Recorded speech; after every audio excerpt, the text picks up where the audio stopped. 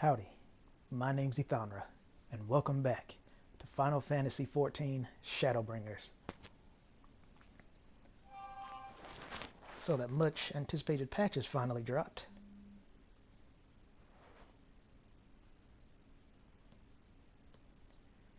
And we are going to see what all the hype is about, besides of course the near related raid.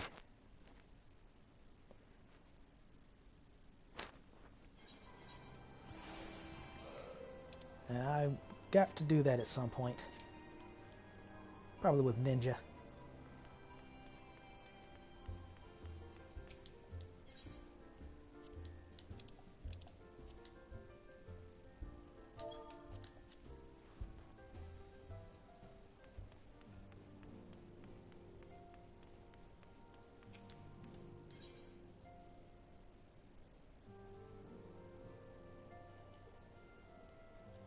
Lemonade. I've been drinking a lot of that lately. That's pretty neat.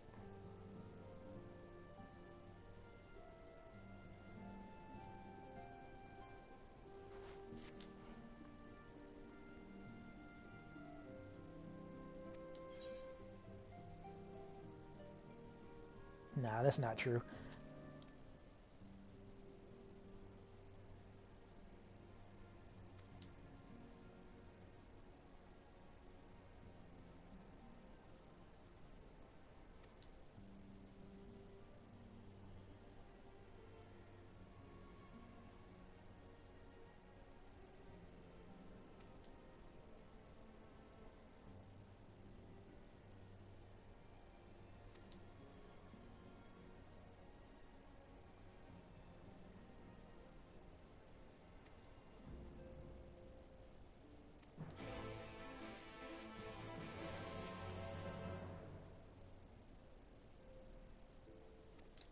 Okay, hope you like long stories.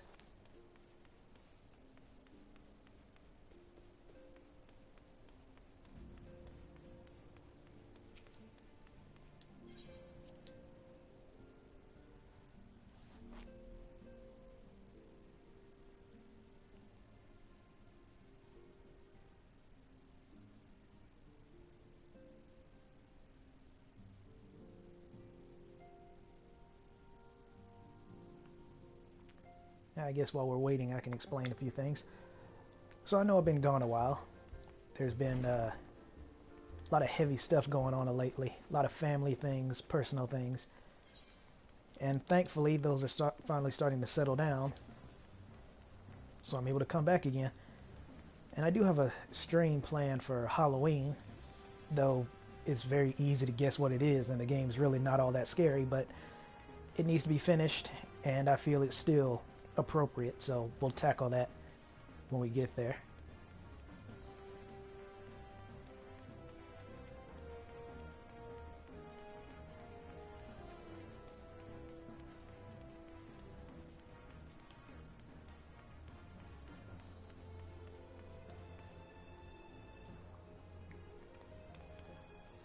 I guess the Taru hasn't showed up yet.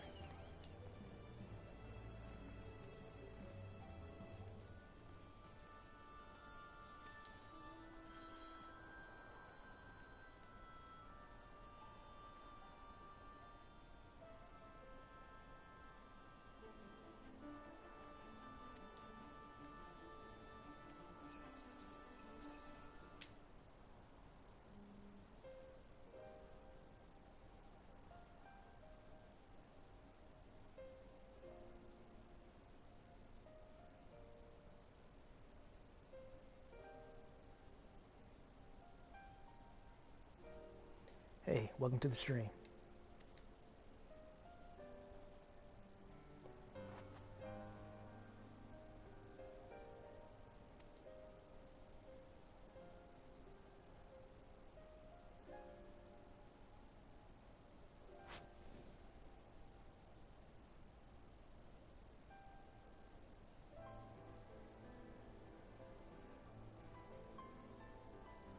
Alright, what's up?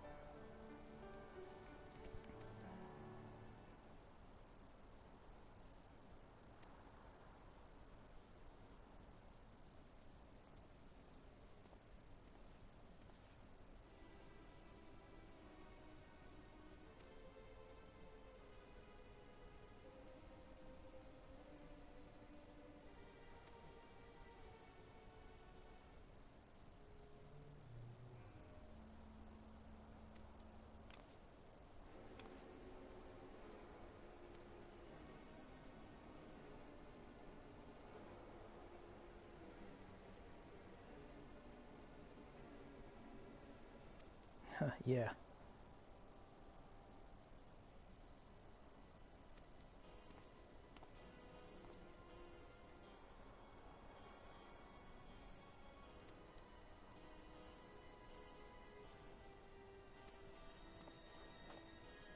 Yeah, that's nice. Haven't heard from Kryle in a while.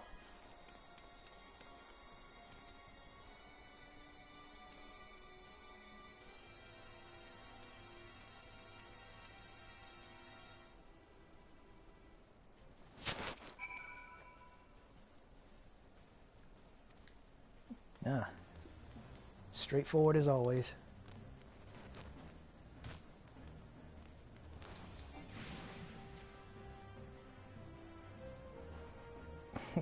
All better.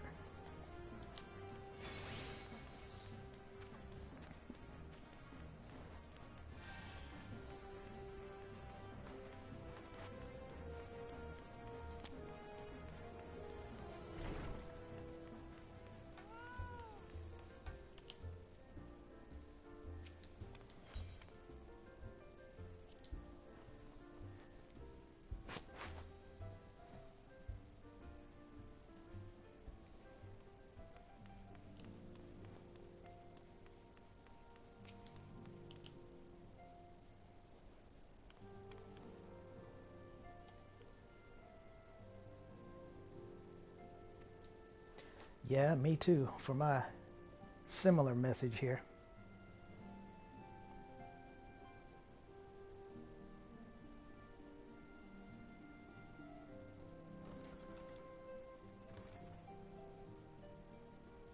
You're here.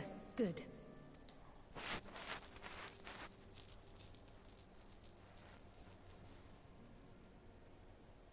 So, how are they?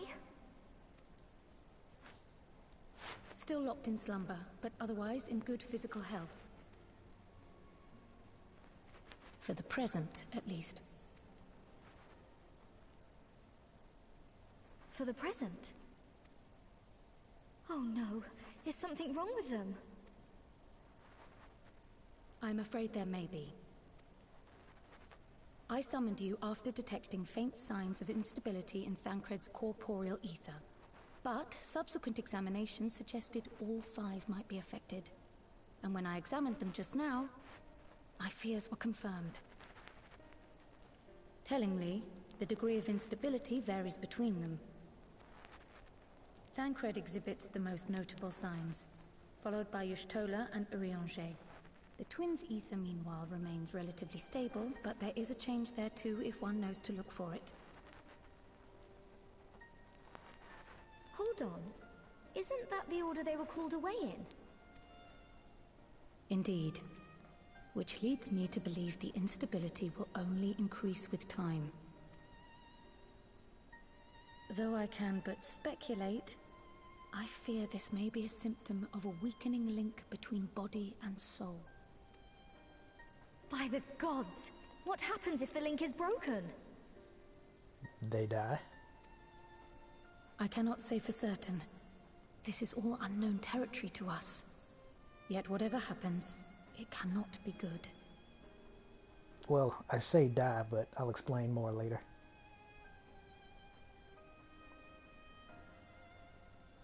Mercifully, the instability is still only slight. And you may rest assured, Master Matoya and I will do everything in our power to keep it from worsening. Be that as it may, it is imperative that you find a way to restore our friends' souls to their bodies.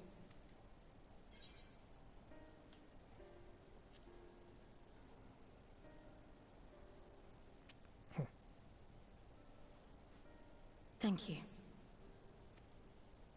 But where's he even supposed to start? We had the greatest minds in the realm hunting high and low for an answer, and they ran out of places to look.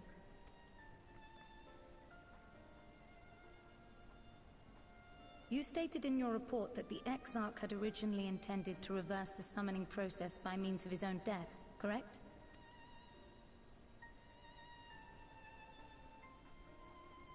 Raha always was a reckless young fool, ready to die for the first righteous cause that came along.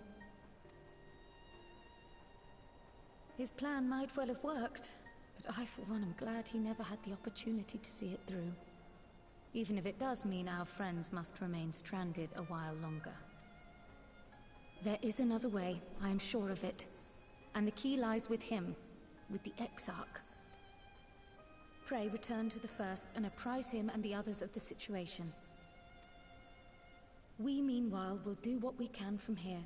And, if the fates are kind, we will have good news to share upon your return.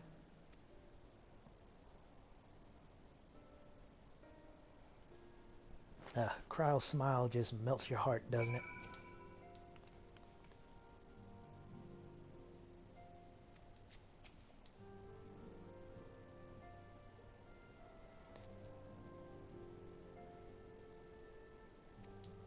Yeah, Kryle, you are a tougher Lalafell than me to be putting up with her.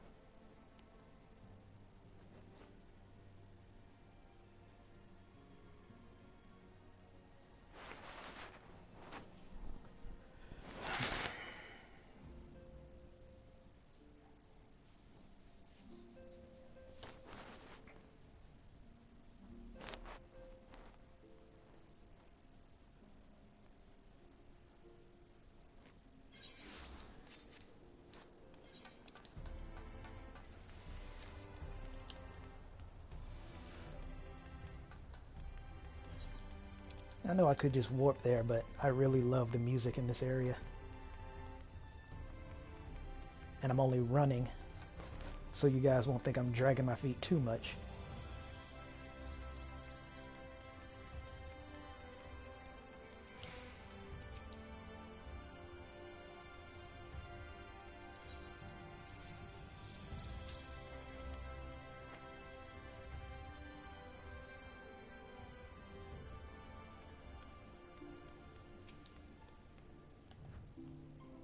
Cool.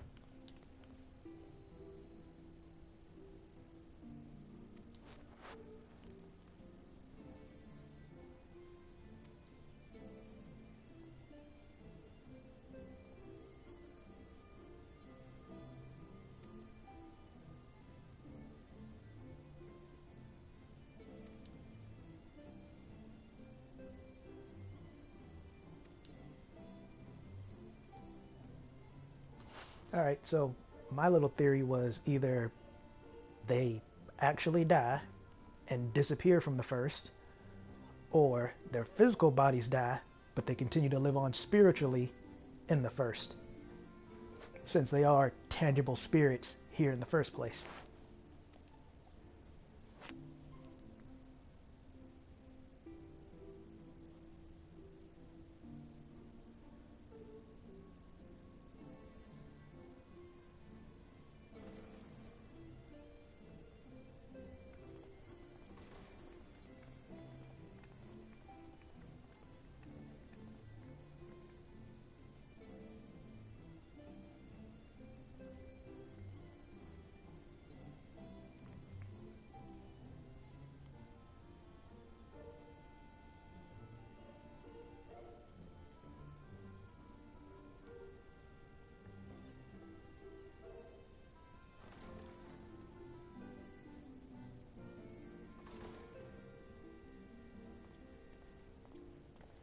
Pray excuse my late arrival. Will Thancred and Reen not be joining us?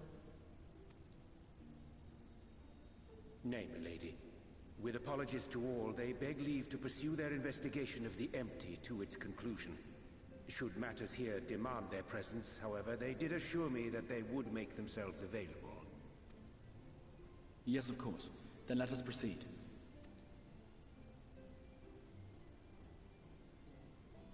I think it best that you begin by providing a summary of Mistress Kryle's findings.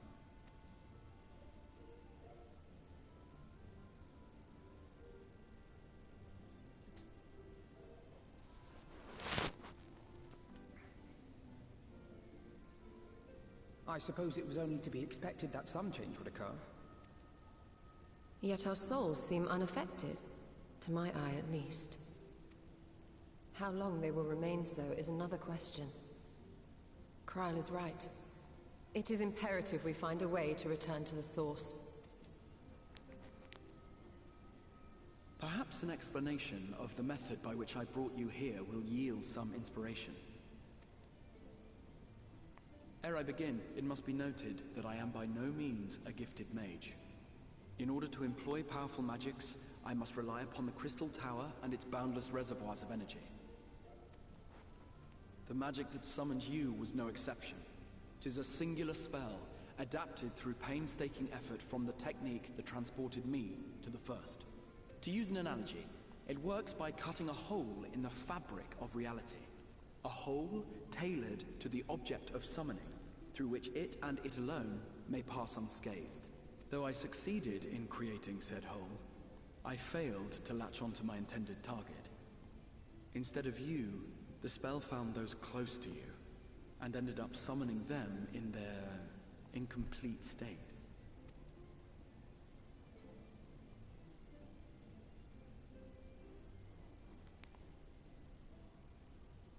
I would not soon throw my life away, not after the lengths you and yours went to save it. And so long as I breathe, I will spare no effort to see you safely home. But should all else fail, and your lives be at stake, there remains one sure method.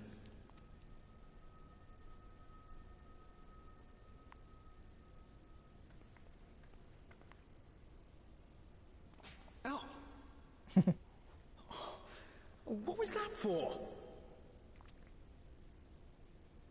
How can you even entertain such thoughts? You owe your life to the Warrior of Light, and you don't get to die unless he says so. I thought for sure she was going to slap him. I'm glad she broke that mold. Your followers await your divine judgment. What did you just...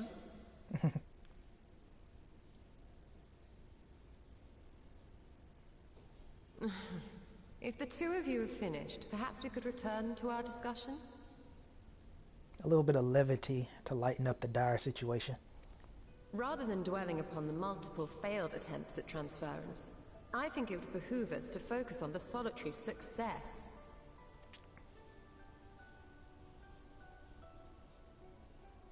I would draw your attention to the fact that our friend can travel between worlds possessed not only of his body and soul, but his personal effects besides.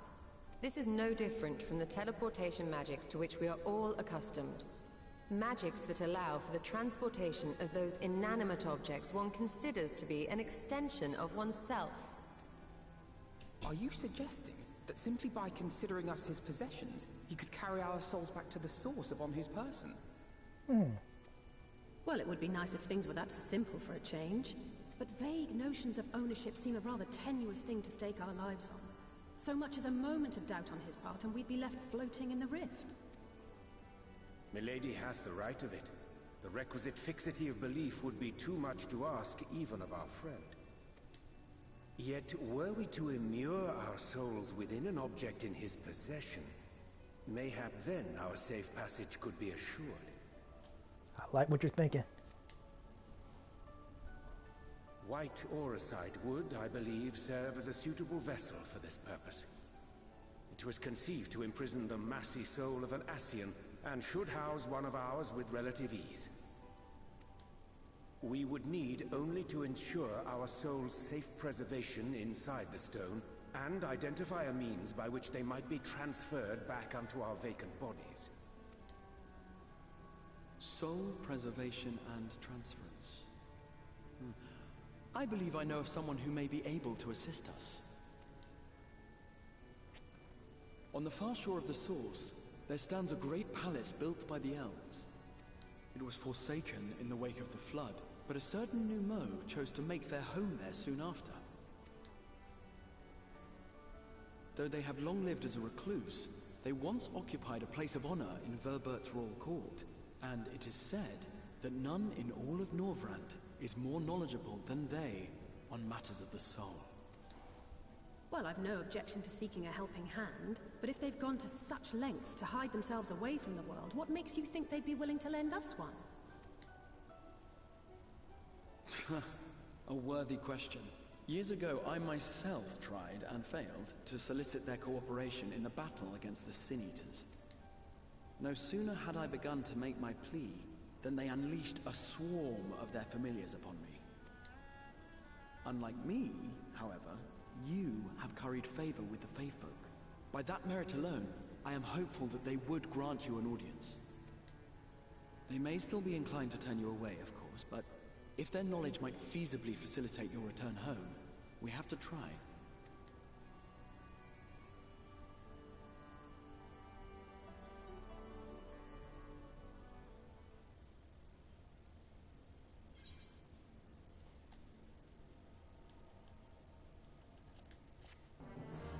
I regret nothing.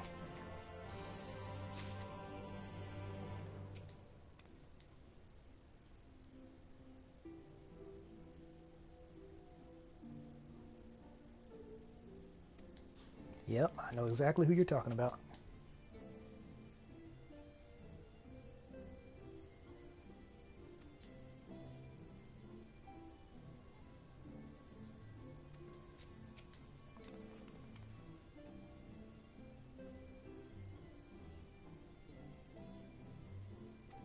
That's a good question.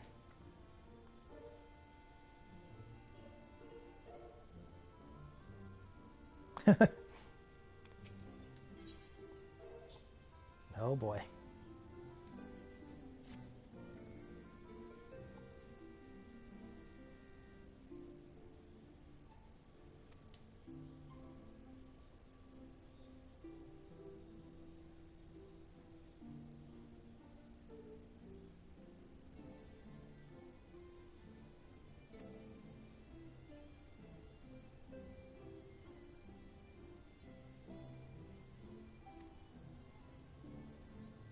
I hope this is what I think it is.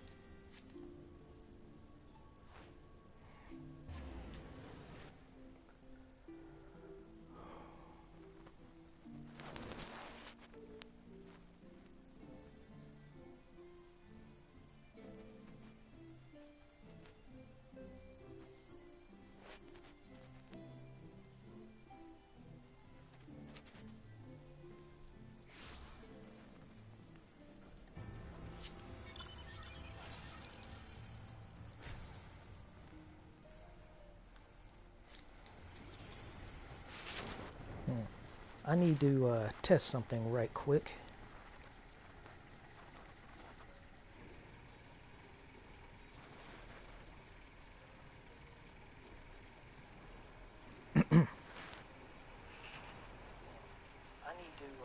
Yep, perfect. Just wanted to make sure my voice was recording, because I would have hated to do however long this is and there be nothing. I try to talk in my streams, but not too much. Don't want to annoy my audience. Yes, I consider one person being an audience.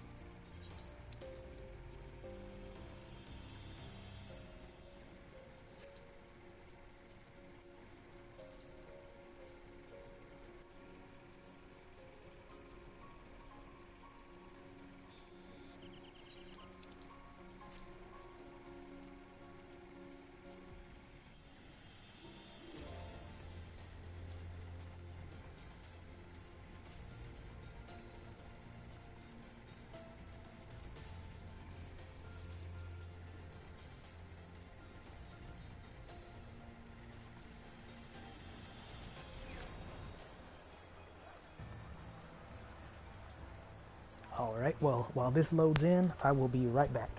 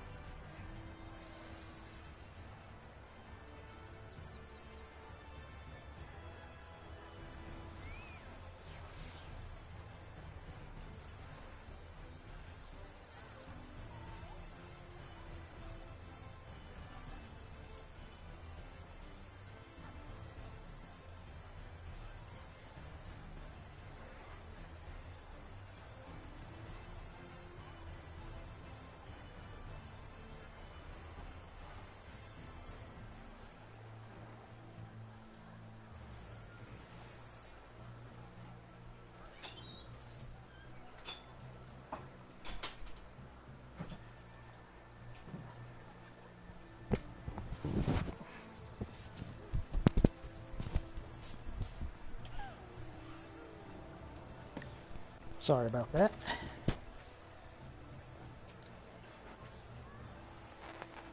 I can barely see the others.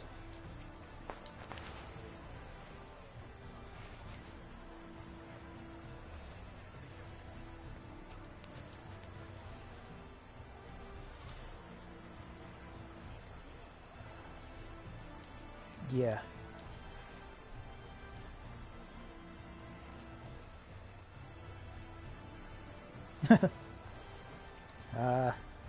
Alpha no, never change.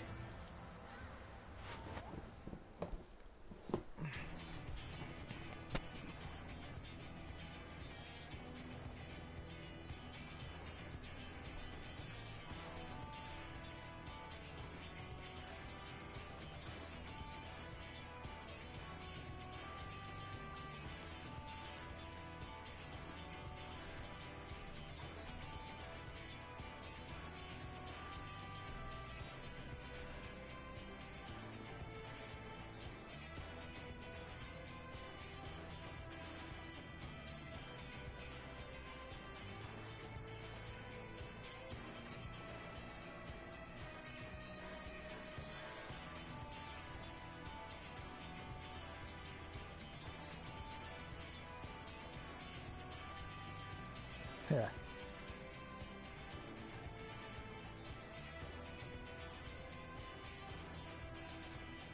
He needs the exercise.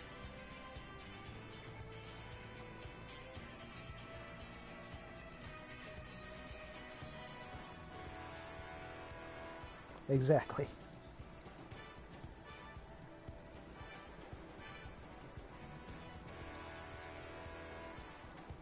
Yeah, I have that effect on people.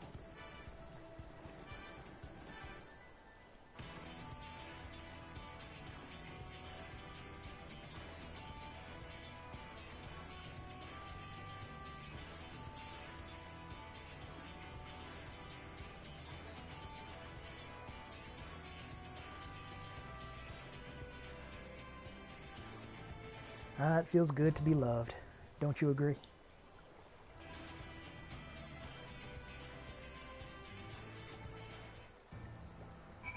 And yep, this is exactly what I thought and exactly what I hoped for.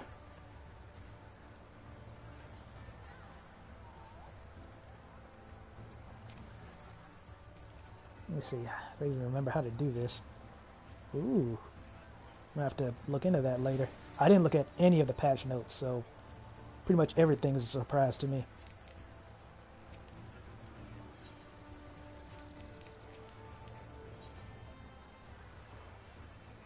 Yes, I forgot I could small talk to them during this.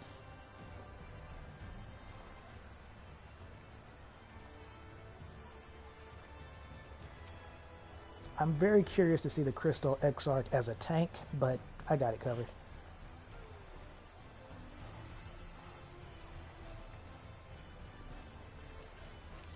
Well, since I'm going in alone, I mean, we can look around a little.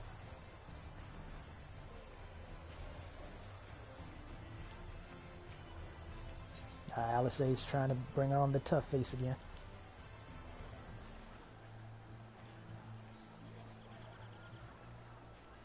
Really? I'm thinking more of the, oh man, what is the name of that place? The tower with all the creepy dolls. Let's see, I'm the tank. Ooh, You know what? Let's bring him as the healer. Nah, better yet, feels weird. Feels weird not having the twins together. My strength is yours. Very well. I'm 100% certain I've done that in the past, but for this one run, I'll at least let them be together.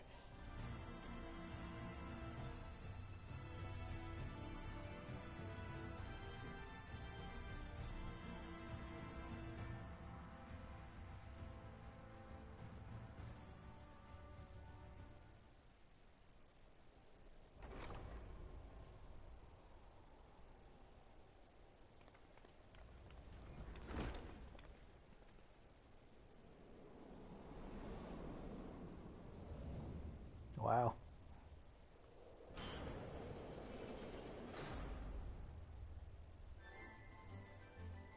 They don't look like a normal Nomu.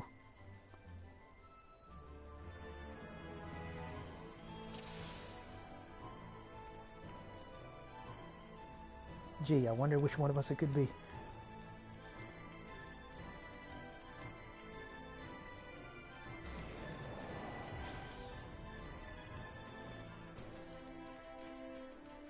What did I say about that tower with the creepy dolls?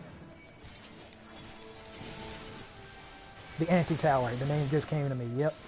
I called it.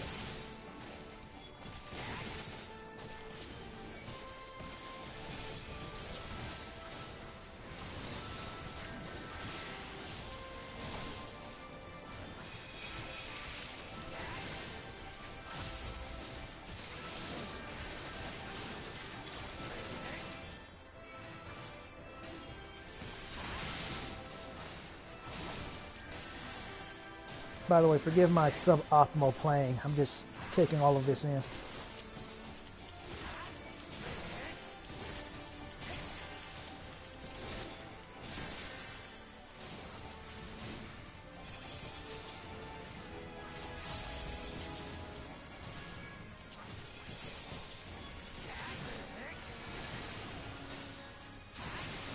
Alright, that should be enough.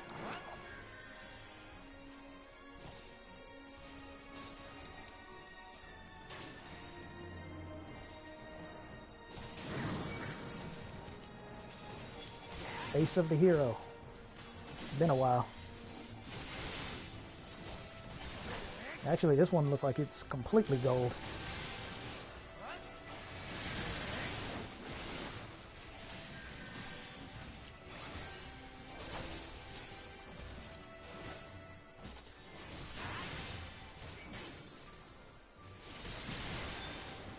I almost wanted to have brown Gunbreaker just to see. Well, not to say see how much damage. I know the damage would be good. But in case things went pear-shaped, I wanted the reliability of my Paladin. And my stance on the tanks have kind of changed. Paladin was my #1 favorite, then it became Gunbreaker. And now they're pretty much even. Like in terms of which one's the most fun, hands down, it's still Gunbreaker. But which one is more reliable, like the one I would take into something completely blind, hands down is the Paladin. There have been not too many. I'm not terrible at the game, but there have been times.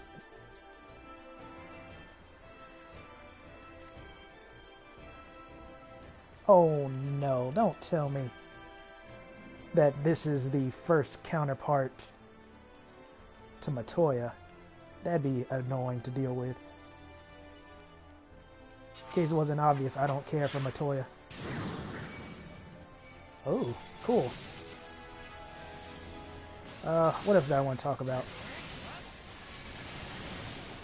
Oh yeah, as I was saying, there have been times where, say, I was a Gunbreaker. I'll give you an example right now. When I and a couple of randoms were running the Weeping City raid for the raid roulette, I was the Gunbreaker and I was being the main tank because I was in the B Alliance. And personally, I feel if you're in the B Alliance, you're kind of supposed to be the main tank. Just because you're B, you're supposed to be center field, especially when things like ads show up during a boss fight. Anyway, I just so happened to be B, so I took the responsibility of being the main tank, and thankfully the other two tanks weren't, fighting over aggro for me, except for one. I believe it was the C tank, Dark Knight. He kept randomly doing, she kept randomly doing provoke, and I would just provoke it back, so no big deal. But by the time we got to the last boss, they ended up getting kicked out anyway, so it didn't really matter. But anywho, back to the main point. In the Weeping City, there's this boss. I believe he is the second boss, and he has this mechanic called Mega Death. That's not what killed me, but for those of you who are there, you know what I'm talking about. What he did was, he had this move called Hellwind, and what it does is it reduces everyone in the entire Alliance's health I just want to see. I doubt it, but I'm curious. Oh, wait a minute. I was going the right way the entire time. Anyway, it reduces everyone's, in the entire raid's HP to 1. So, being the main tank, I knew that if my health got knocked to 1 and then I got hit by an auto attack, I was going to die. So, what I did was, while he was charging Hellwind, right before it went off, as a gunbreaker, I used Super Bolide, which immediately reduced my health to 1, but gave me a barrier. And I still died. Here's what happened. I had thought in my head that it would nullify the damage, like Hollowed Ground. It says it would reduce my HP to 1, and then most attacks can't make it go any lower. Surely Hellwind won't do that. Nope. I used Super Bolide, my health went to 1, and then I took over 33,000 damage, so it instantly killed me when it went off. If I was a paladin, that wouldn't have happened. Or there's at least one video, maybe 2,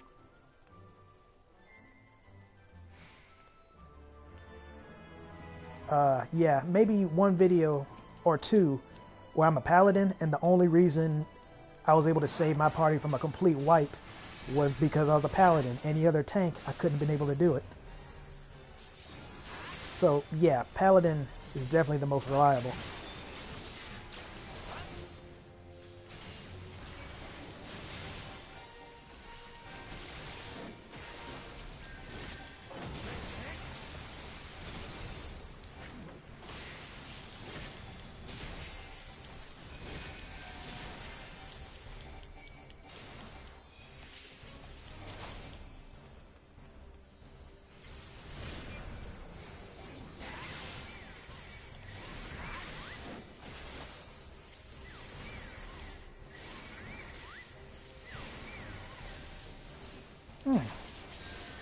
That's an interesting mechanic. Not sure how to dodge it, really.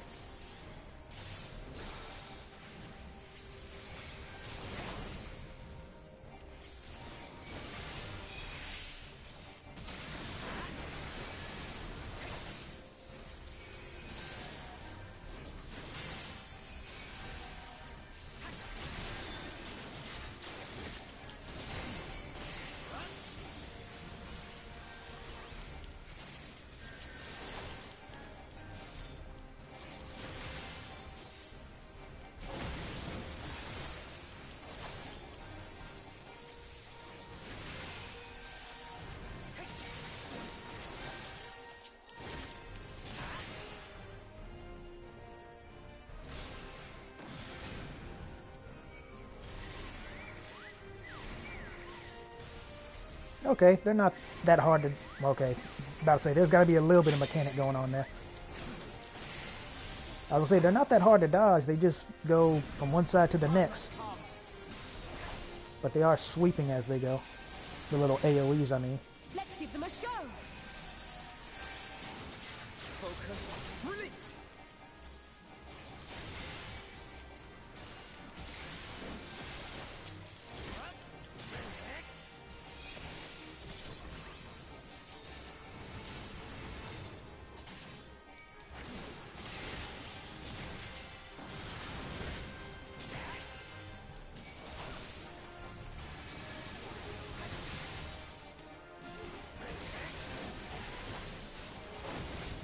Leave the healing to me. You know, that actually reminds me of... You know, I'll tell you after this boss fight while we're going through runes. But, just so I hopefully don't forget, the main gist of it is this healer was actually mad that I was using Clemency. Yeah, I'll tell you more later.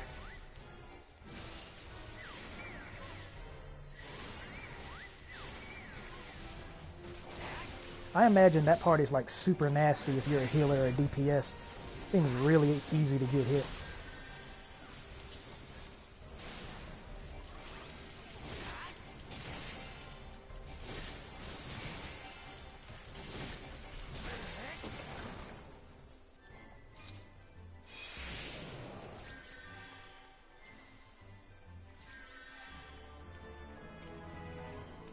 I like what you're thinking, Alice.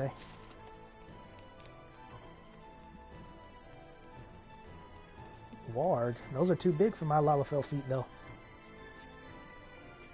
So yeah, I kind of already told you too much with the story, because there's not much to tell beyond that.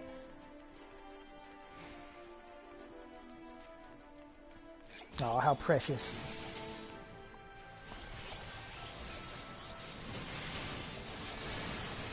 So yeah, they were getting mad that I was using Clemency. Not mad, like, you need to stop doing that, you're a bad tank, kind of mad, but they're like, hey, I got you healed, you ain't got to worry about it. I was like, yeah, that's nice. No sooner than I stopped, my health dropped to like 10%. The thing is, with healers, I'm not going to tell you what to do, because I mean, look at how I play. Is it the most optimal way to play a paladin? No, of course not. I know I could do better. I already told you I'm not really trying. You know how try-hard I get when I'm trying to save the entire party. I'm just doing this just because I'm lazy, really. I mean, I'm using macros for crying out loud. But anyway, the reason why I heal around 50 or 40% is because tank busters or things can go wrong immediately. Like the healer could fool around and get killed instantly by falling off an edge or something.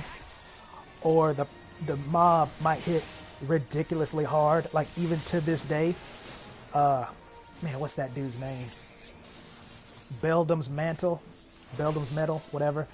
That dungeon from Stormblood, that's too big for my Lalafell fingers. That dungeon's mob, especially the first 2 or 3, hit exceptionally hard. And if you pull all 3 at once and you're under leveled, you're probably not going to survive. It goes both ways. Sometimes the party can do it and sometimes they can't. As I've stressed in the past, for some reason, people seem to think no matter who you are, no matter what walk of life you've come from, you should be able to do a speed run. Doesn't matter if you're new, doesn't matter if you're under leveled, doesn't matter if you're in a level 80 dungeon but wearing level 60 gear, you should be ready to do that speed run. They just don't care.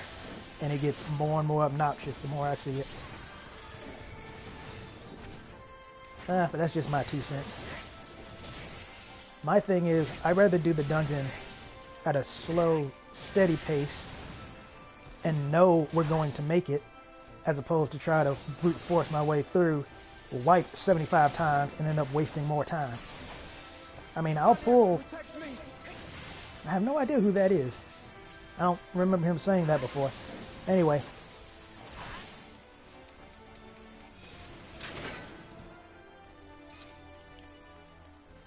Alphino's comment actually made me lose my train of thought. Oh, right. I was saying I will pull multiple mobs if I know the dungeon. I clearly don't know this one. And I trust the NPCs, but I don't trust them that much.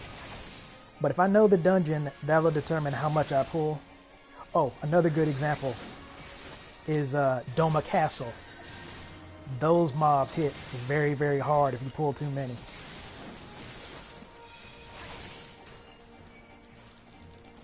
And it's kind of funny. It's like, if you've never tanked before, or if you've never tanked to that extent, you won't really know what it's like.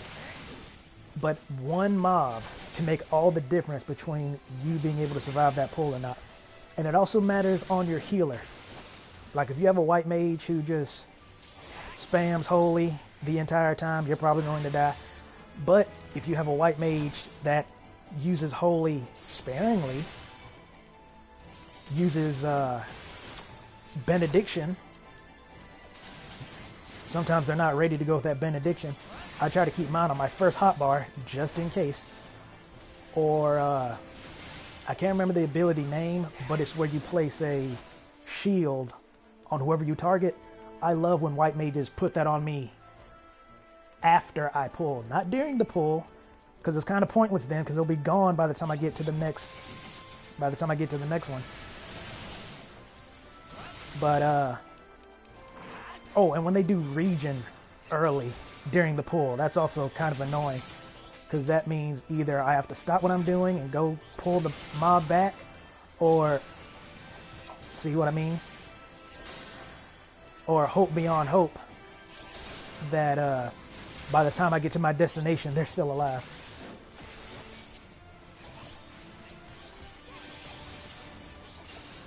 And I'm going to save the big one for the boss here. I'm not going to use it on the mob. Hey, you see how hard these tiny things are hitting me? Who knows, maybe if I pulled that last mob and this one, Alpha No could keep up. But I'd rather not risk it.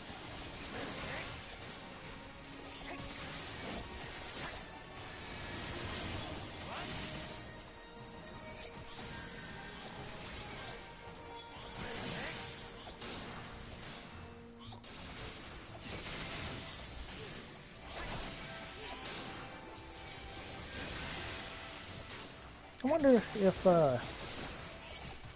they apparently are going to be the boss throughout the dungeon, because that would be kind of interesting. They've never done that before, where you fight the same boss throughout the entire dungeon.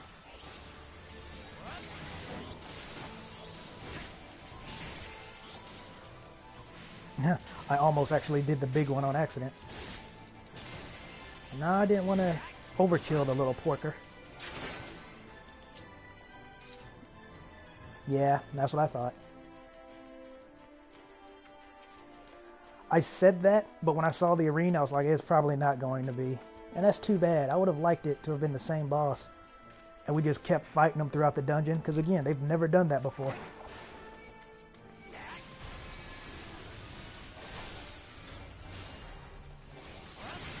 This one reminds me of the Mud Lady.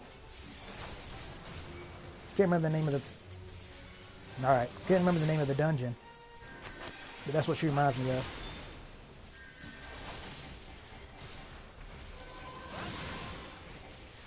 Ooh, that's bad.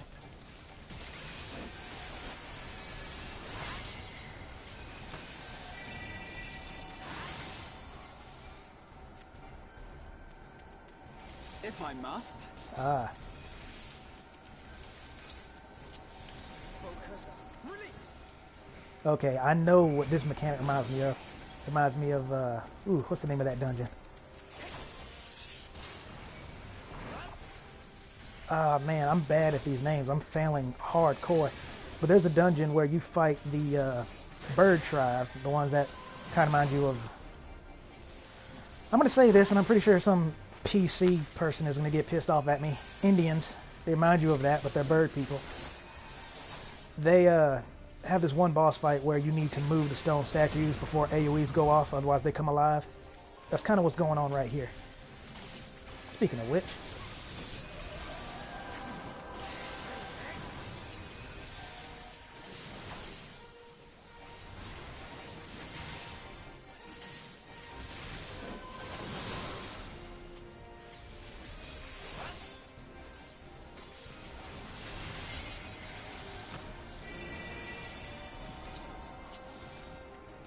Oh, okay. Hopefully that won't matter if they're close together, but let's see.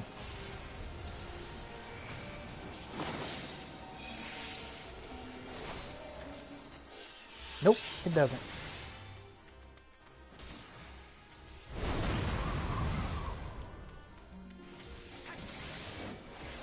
This is, I've mentioned this in the original stream of Shadowbringers. This is also why I love running with the computers. You get to see what the mechanic is without endangering anyone in the actual party. So you get to know. If you want to go in blind, that's totally up to you, because that's what I'm going to do for the raid. But as far as this is concerned, as I've mentioned before, as a tank, you are the de facto leader. People are going to expect you to know what to do. What better way to know what to do than to do it like this? Only person in jeopardy is really yourself.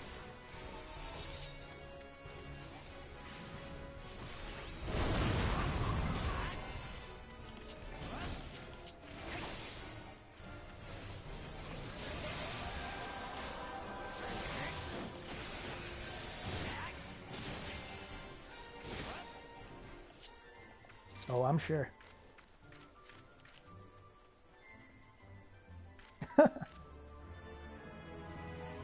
Oh, I'm so glad I brought these two together. I don't know why they're giving me... Wait a minute. Yes, I do. Maybe I'm wrong. I thought wargs were the row equivalent in this world. Maybe I'm wrong. Might have forgotten a couple of things.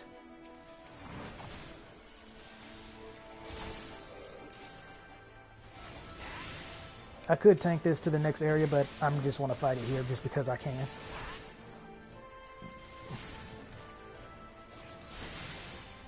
I like that the brooms scat as they sweep. Little musical notes as they go along. And obviously things like this, once I know what's ahead and I'm with an actual party, I would pull the Draco statue up to the stairs to face whatever mob is next. But since I'm here, I get to take my sweet time.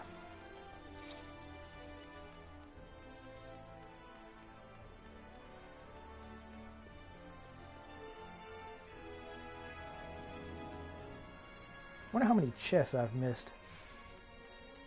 Oh. Yeah, I think I could probably have taken the Draco and the Porkies. Now, I don't want to call them that. That makes me think of Porky. I don't like him. Most people don't.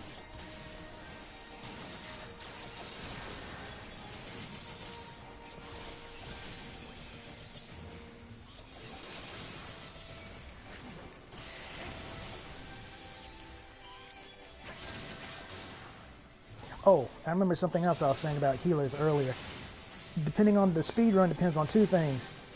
The tank doesn't matter too much, but like I've been pretty vocal about many times, the Paladin is the best. Hashtag was Paladin before it was cool. They're the most reliable tank, so that's what I bet my money on if I was going to do a speed run with a bunch of randoms. Secondly, it comes down to your DPS and your healer. They actually do matter. The DPS do matter, surprisingly. I'm saying that sarcastically, by the way. I know they matter. I'm saying most people don't consider it, but it is. Because if you have DPS that suck at AoE damage, your speedrun is going to suffer for it, and you will know. That's not too big of a deal now in like the 80 dungeons, because just about everything and everyone has AoEs. But I'm talking about when you're running the lower level stuff, like the level, back when it was still an issue, I guess. Like if you go to Beldam's Metal, for example, and you're with a party that can't really do AoEs, and you don't have a healer that drops shields or is a white mage who do holy. What the heck? Are these ghosts? That's probably what Alphino just said and I missed it. They got real food, though. Okay. That's too bad. I kind of wish I was paying attention.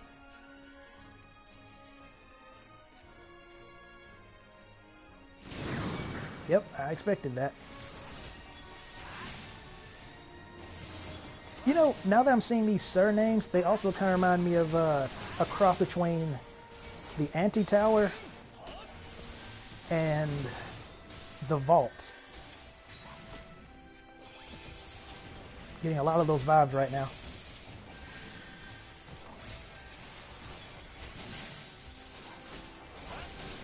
Oh, another reason why I like the Paladin Clemency is, if you really think about it, it really helps out with the healer. With the healer's MP. I was drawing a blank there because I was focusing for a second. It really helps their MP because they don't have to heal as often when you can heal yourself. And it's also really nice when the red mage uses their virtue. That's really weird to say out loud. It's a lot more useful than people give it credit for. Like, a lot more useful. Don't sleep on Vercure. It's very good. Even a complete scrub like me recognizes the usefulness in that move. I am still kind of really mad that they didn't lower Verraise to like level 30 or something. Because they can clearly change abilities. They can remove them from the game. So you would think they would have done that to Verraise. Because I've mentioned this before. How can you call yourself a jack of all trades if you don't even have your jack of all trades moves? Ooh. Mid level or whatever. I can't even concentrate right now. That's cool. I mean, we fought a dude on horseback before, but this is different. Oh, it looks like they want to kill him first. That's too bad. I would have killed him last. Unless he was a major threat.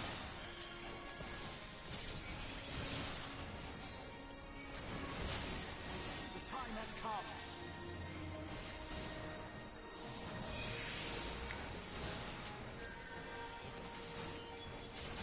Yeah, I don't know. I got some Lalafell buddies that might disagree with you on that one. You underestimate me. Hey, they actually changed their dialogue.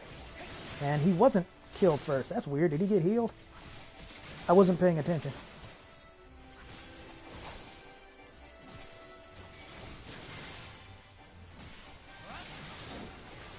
Because I thought he was taking more damage, and then next thing I know, the mage is the one who went down.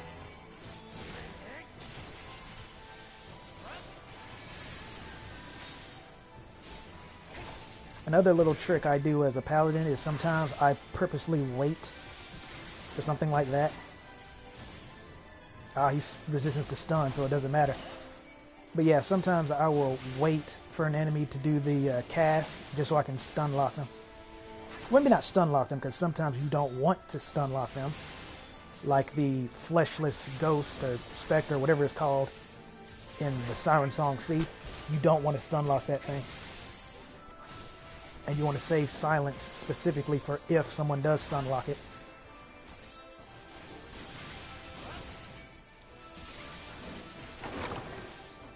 Yep, that was fun. What next? Ooh, now.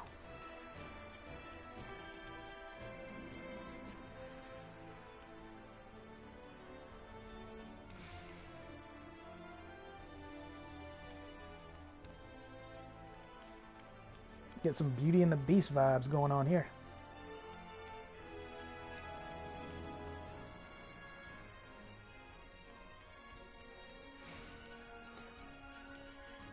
This is something else speedrunners can't appreciate.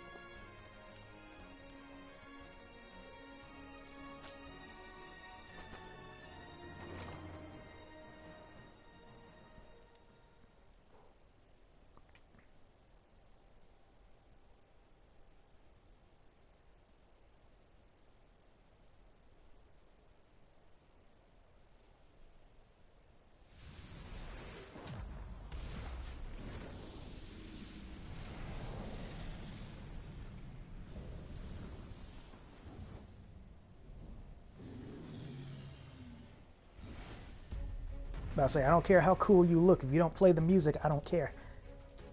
This song has actually won me over. Like I said, the very first time I heard it, I had to warm up to it, but the more I heard it, the more I got into the groove. Especially when it gets to that good part. See, and when I saw all that stuff, the piano specifically, I thought he was going to stick the piano on me Super Mario 64 style, but it apparently has some kind of place here. Can't wait to see what that is.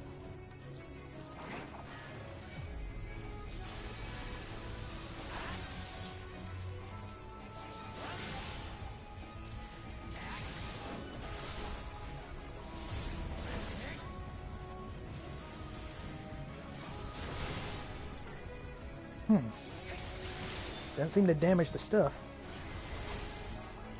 Or at least that didn't.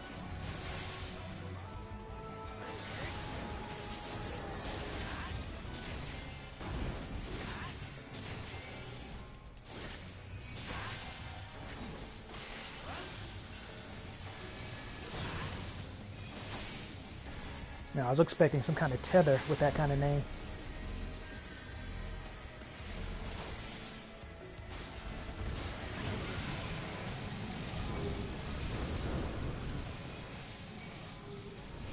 Ah, okay. That's what these are for.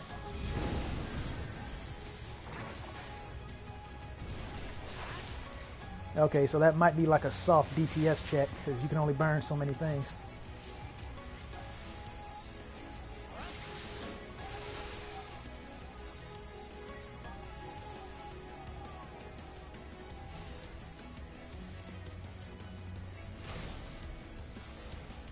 Nah, I should stand here.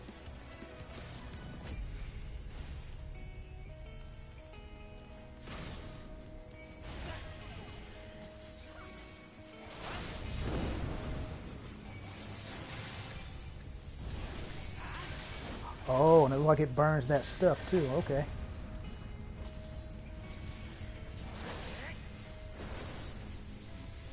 No, that's not good.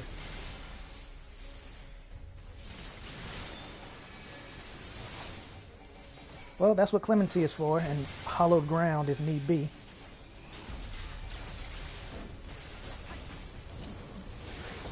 Hey, I recognize that move.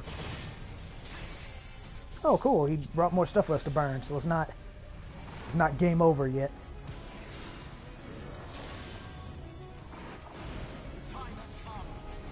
Yeah, here we go.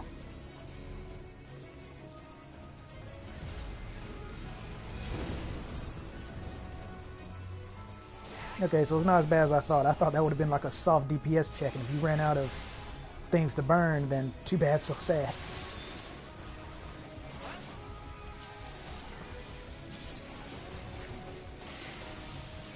Oh, wrong button.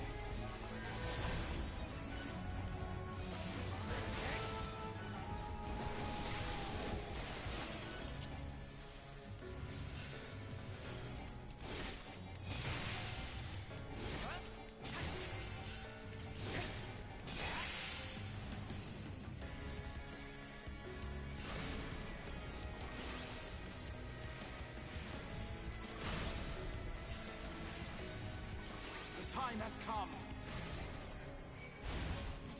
That's what I thought. I figured since the other ones didn't get vulnerability up, that just meant I was obviously too close.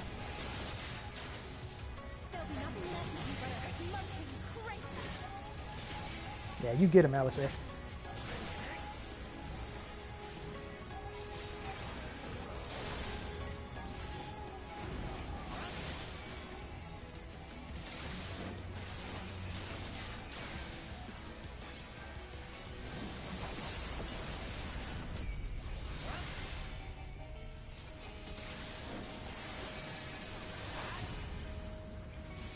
Leave the healing to me.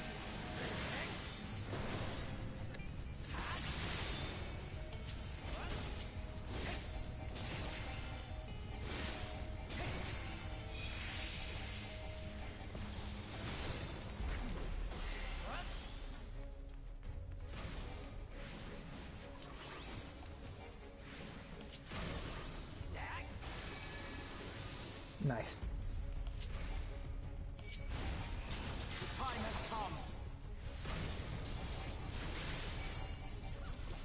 I'll be more careful with his positioning in an actual fight now that I know what to do. He was kind of the easiest one, interestingly.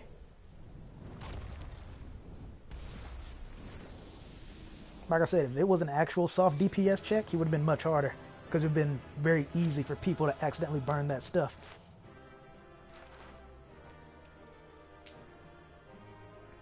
Hey, Y'shtola, you caught up.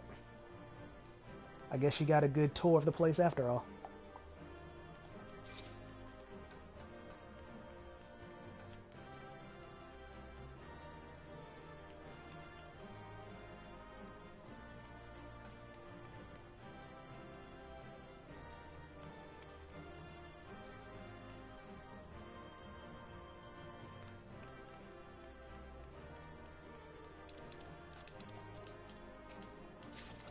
Aw, I got a song. Lucky me.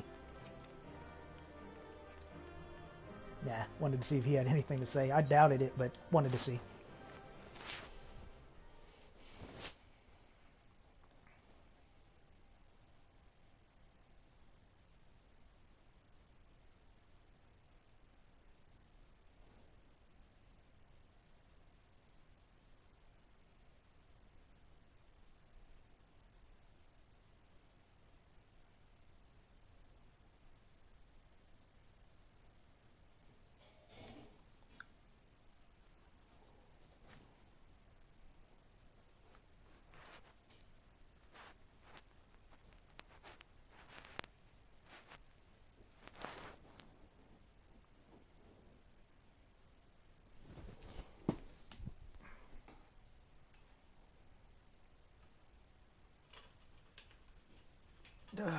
Taking a minute, isn't it?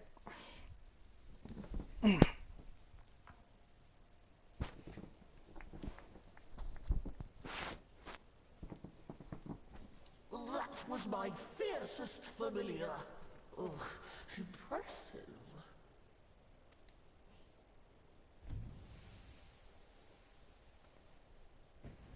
Ah, of course. That's much better. It was just a glamour.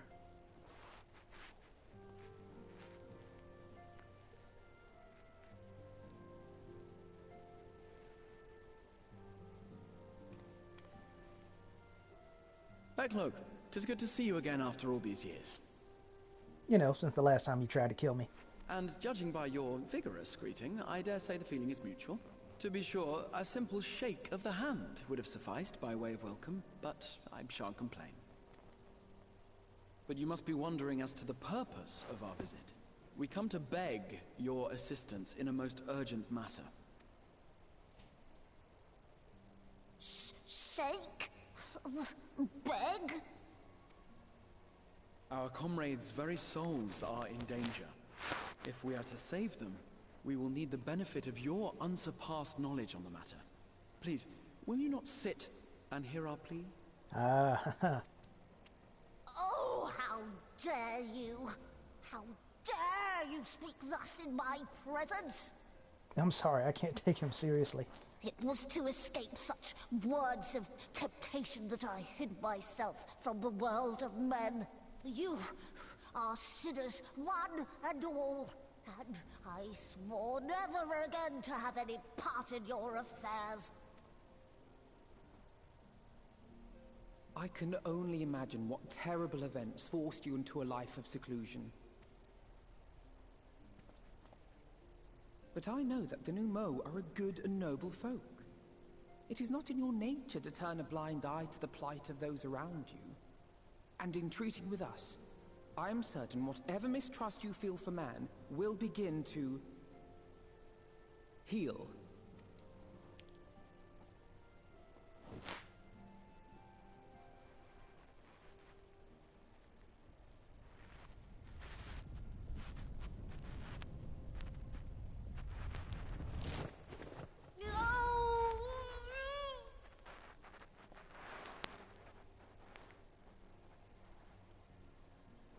If you will not be satisfied, I suppose I could listen.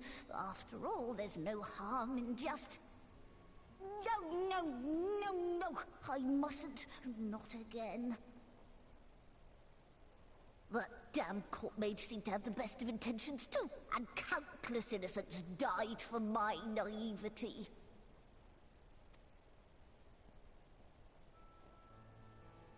Oh, you know not what you ask of me.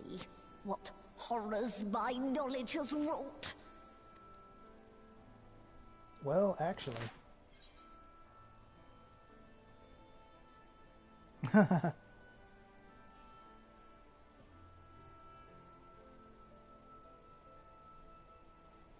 wonder which one to say, because I do know what he's talking about, because I experienced some of the past lives of the original Warriors of Light.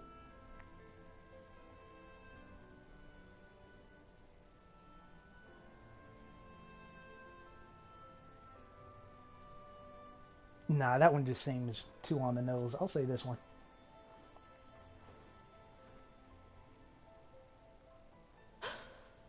You know of the plague? I wonder if I have that option because of, nah, most likely not. Then you know how dangerous soulcraft can be. Instead of saving your friends, you risk damning them. Are you sure you're willing to take that chance? Oh. No.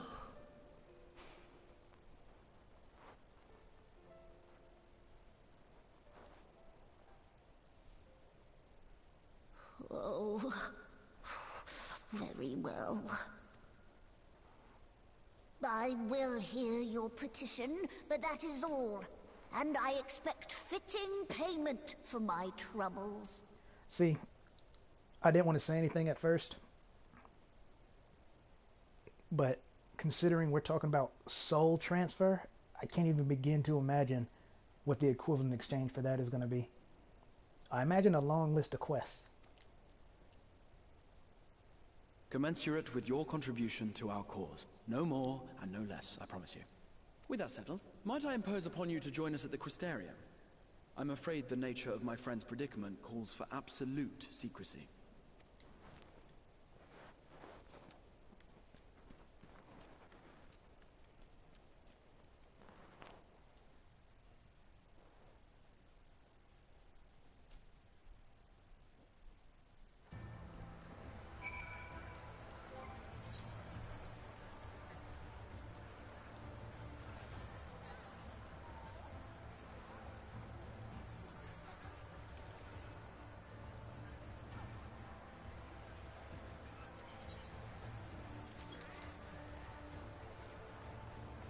Oh, I'd love to talk to Alphino when he appears. There he is. But I'm not going to talk to him just yet. I want to see what the others have to say.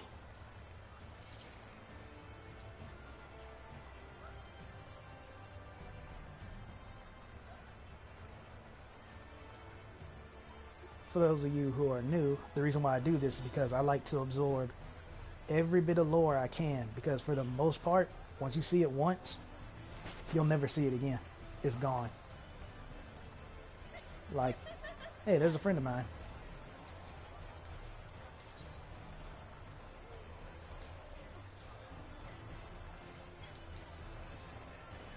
So yeah, most of the time you won't see the lore ever again. A good example is the Samurai quest, or most of the quests for Stormblood actually, especially for jobs. You'll never be able to see those again, unless I guess you do new game and whatever that's about. But for the most part, you won't. Oh, okay. That explains why I didn't see him.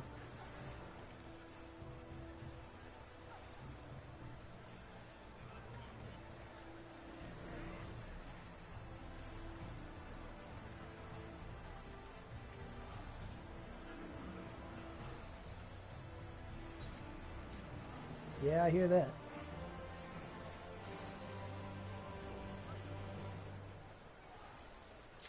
Great.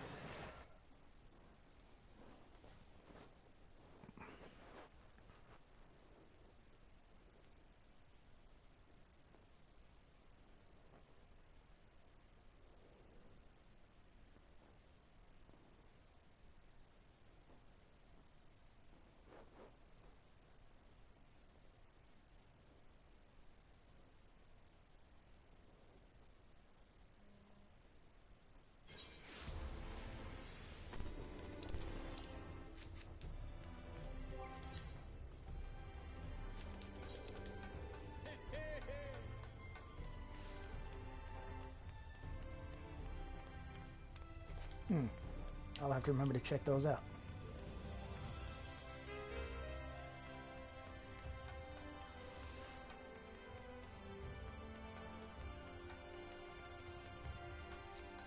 You can go home, Kit Kat.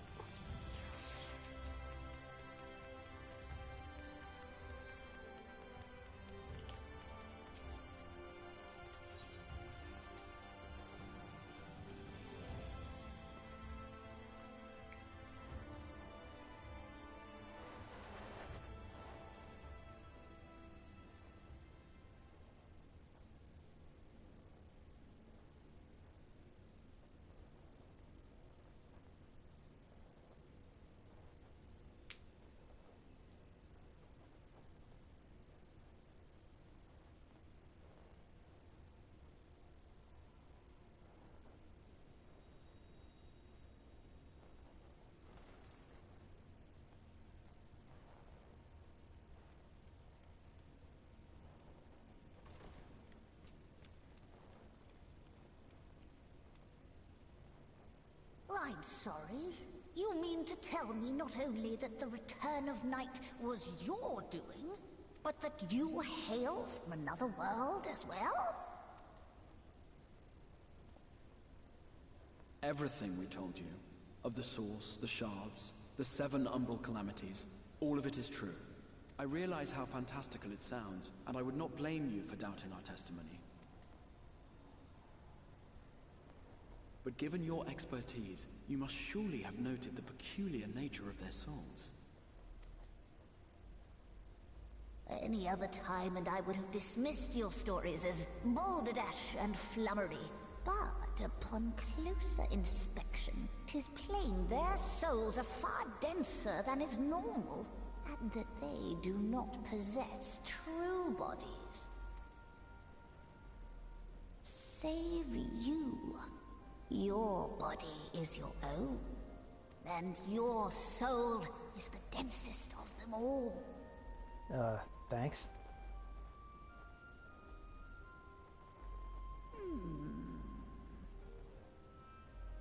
As I said before, were it not for their heroism, the skies over Norvrant would still be awash with light, the realm yet at the mercy of Vorthri and the Sin Eaters.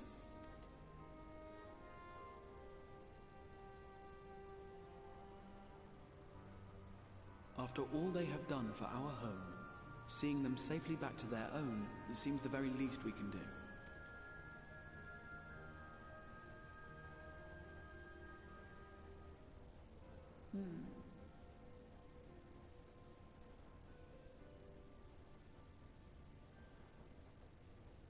Your tale is intriguing.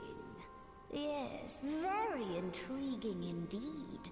Simply to hear it is fitting payment in itself. I would have liked to have believed saving your world in advance was the payment.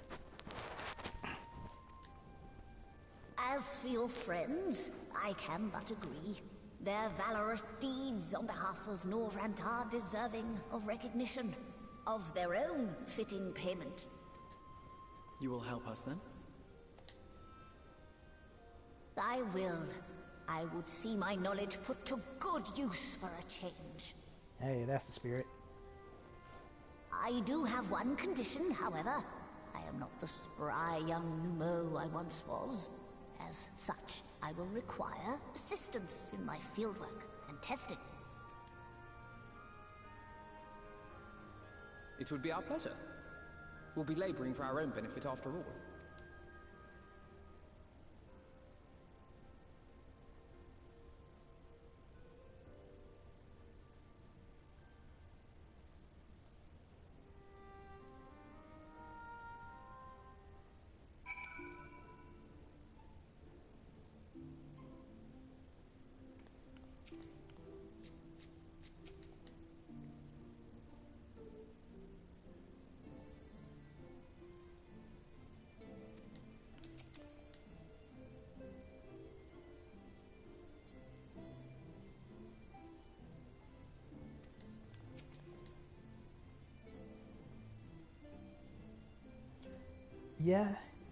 Yeah, very.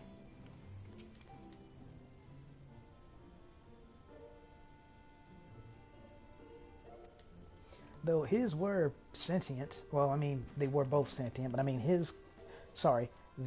theirs could talk, unlike Matoya's.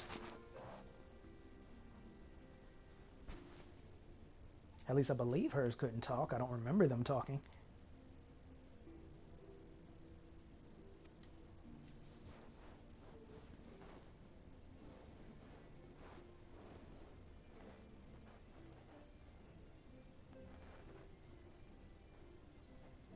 It would be cool to see Garatia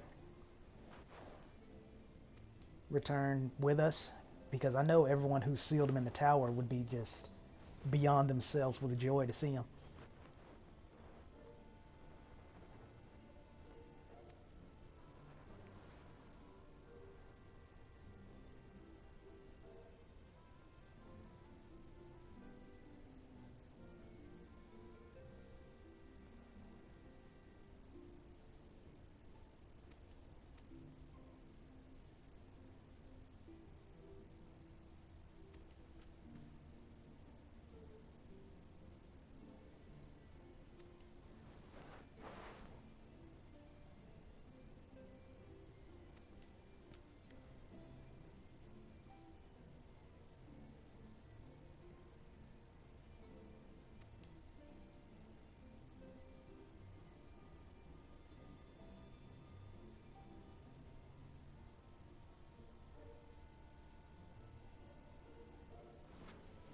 Yeah, that sounds kind of similar to what happened to Ardbert.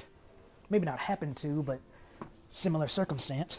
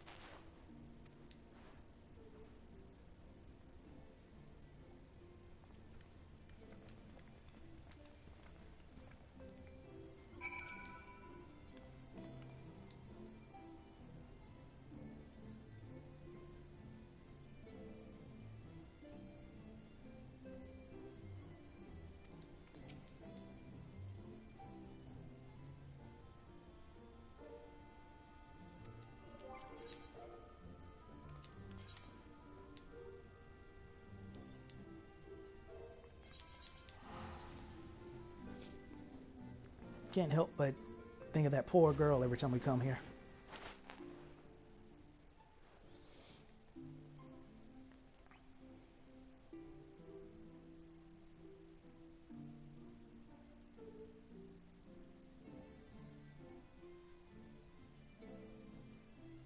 Oh, yeah, saying that actually reminded me, that's another reason why I like running the dungeon solo, at least at first.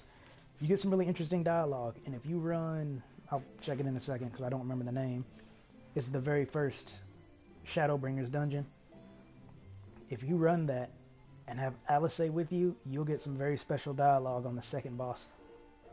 I don't know if, like, you need Alphino to be there too, but definitely Alice.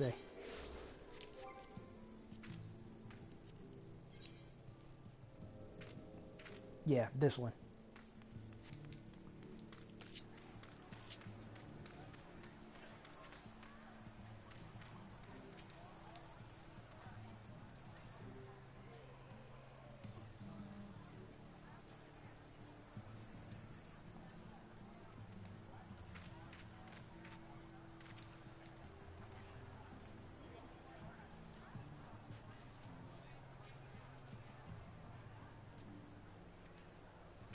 Yeah, I was actually about to talk to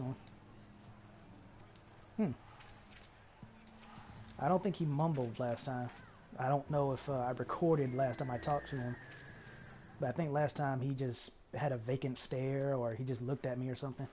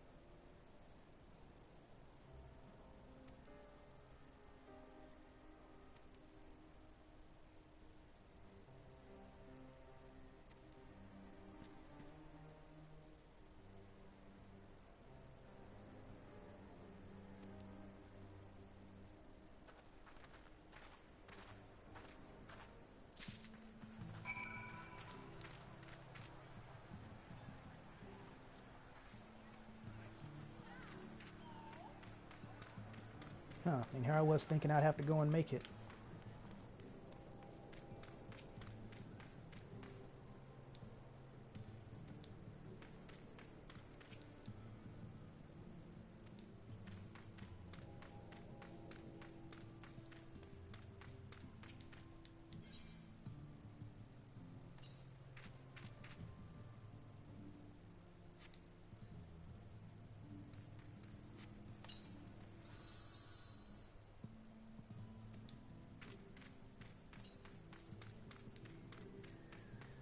Gotta love when people just run right up on you and they clearly see you there. I'm not that short. Hey, I know these two. I've actually talked to them more than once.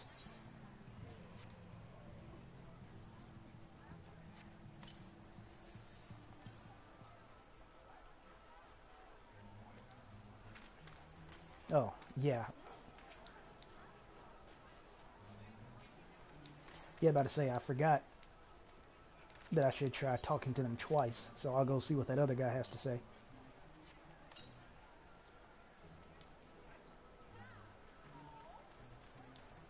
Oh, that's too bad. He might be too far gone. While I'm here, I don't even think, yeah, about to say, I don't think they have it.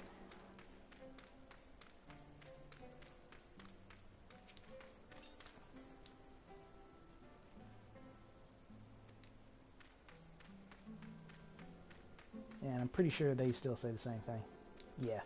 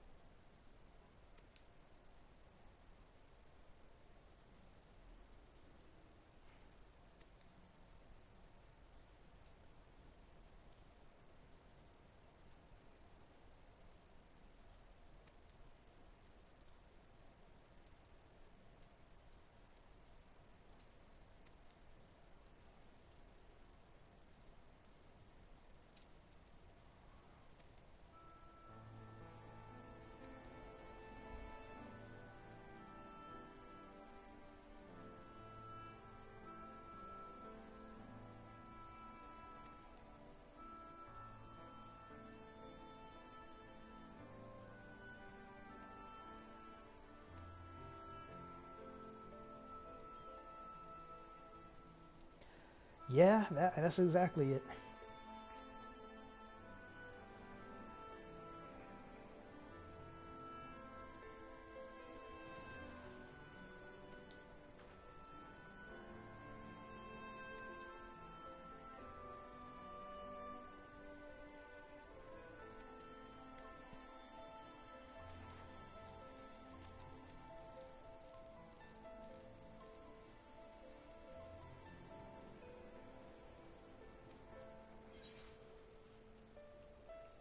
No lemonade, so the choice is clear.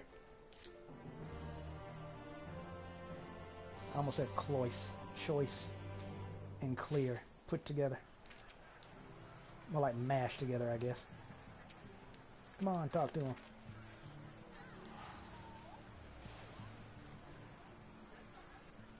Yeah, me and you both.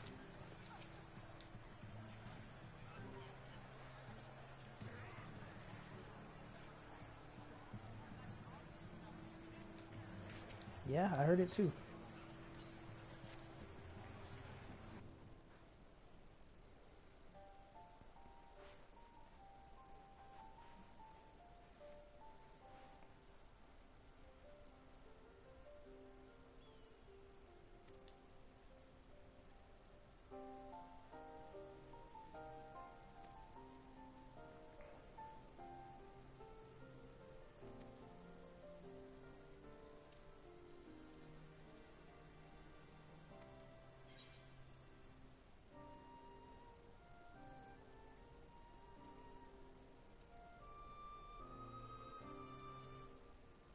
I think this one's the most personal.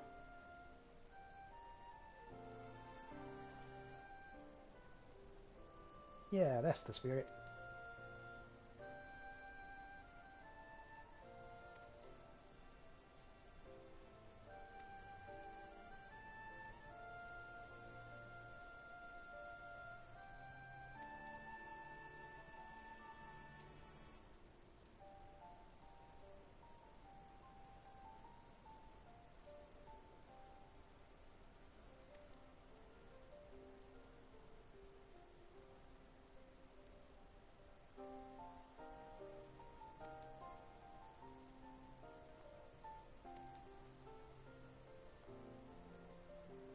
Yeah, that's how she is.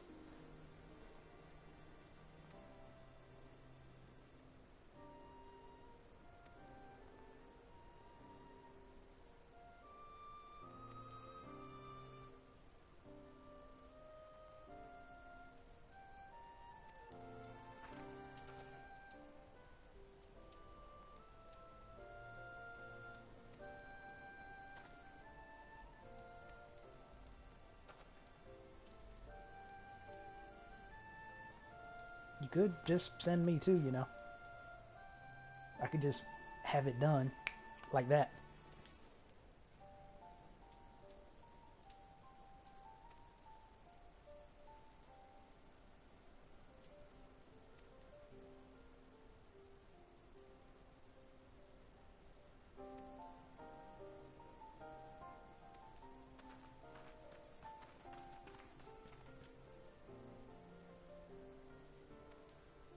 I said send me too, but I meant to say send me instead. It would have gone a lot smoother for them. But oh well, I'm not the genius.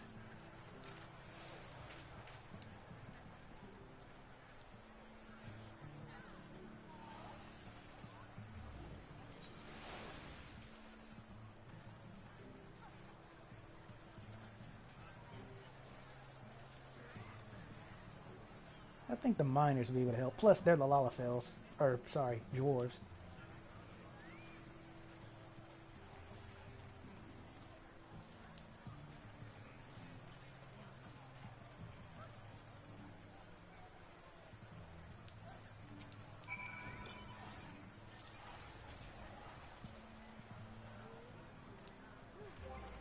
Okie dokie.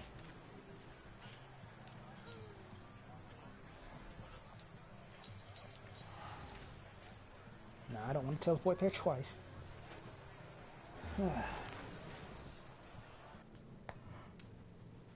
I'm not sure if I've said this before, but if you haven't done the dwarf missions yet, one, you definitely should if you're trying to level up, because it'll give you something to do while getting levels. And two, dang it, I was wrong. I was really hoping that area was called Twine. Hold on, I want to check something, because I gotta see, now that I see I was wrong.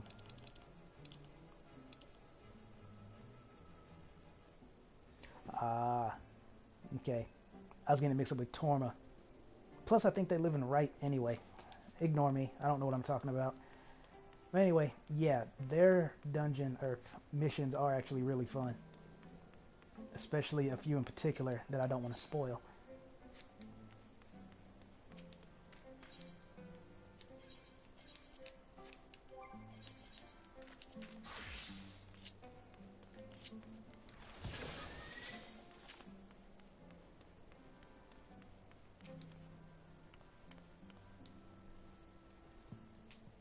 I would not have came here if I had known this was this area, because I actually don't care for Magnus. I mean, yeah, now it's nice that he likes me now, but oh my gosh, was he a big one.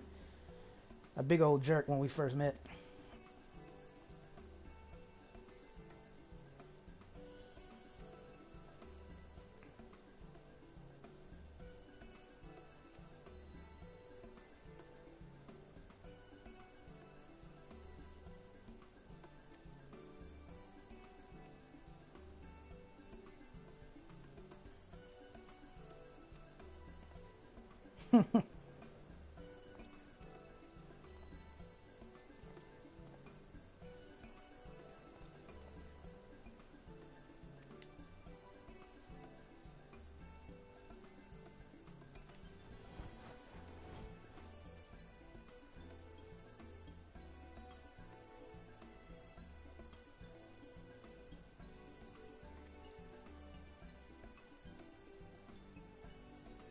That just shows how little attention I've been paying to everything.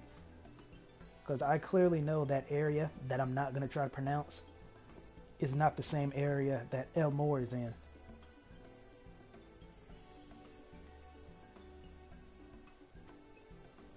Oh, that sounds fun.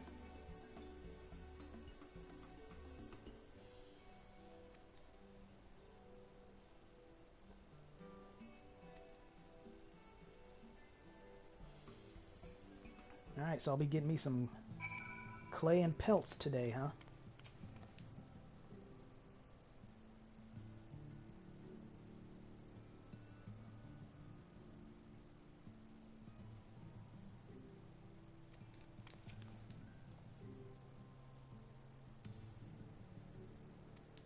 Yeah, I suppose so.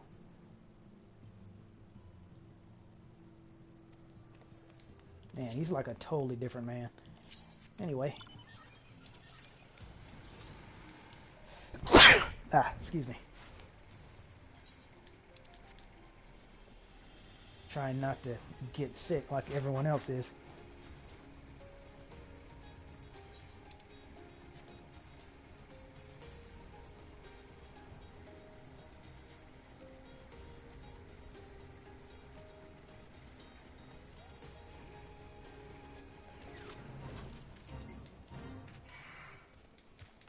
I'm cool with that. So while we're doing this, I just wanted to say that I'm super torn between Gunbreaker and Paladin.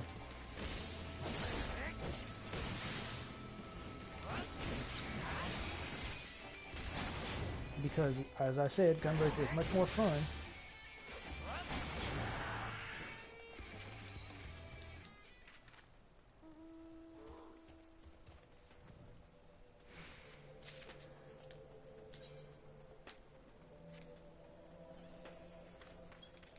Gunbreaker is much more fun, but Paladin is just so much more reliable. Like, it's not like I don't trust my healers. It's just, I don't trust my healers. Unless they're a personal friend of mine and I've seen how good they really are. And I choose my friends wisely, mind you. Yeah, nice try.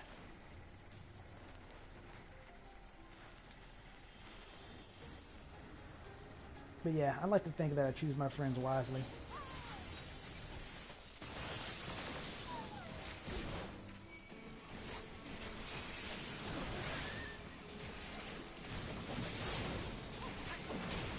Anyway, back to that story. I will have to pretty much trust the healer to keep my health up, and then whether I trust them or not, sometimes they just can't do it. The damage is just too much. And yes, I saw that. I'm just not going to acknowledge it. Matter of fact, there we go. Because that is spoiler territory as far as I'm concerned.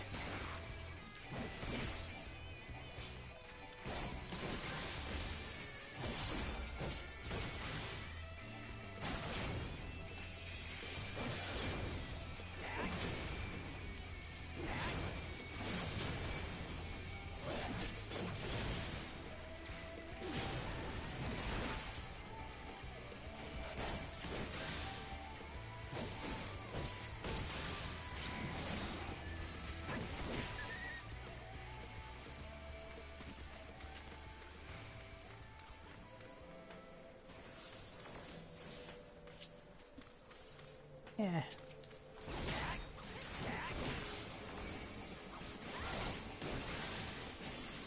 I guess I'll stay in health for a little bit.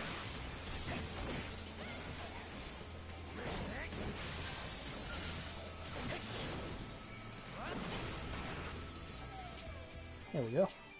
Let's get out of here first. 7 more people show up.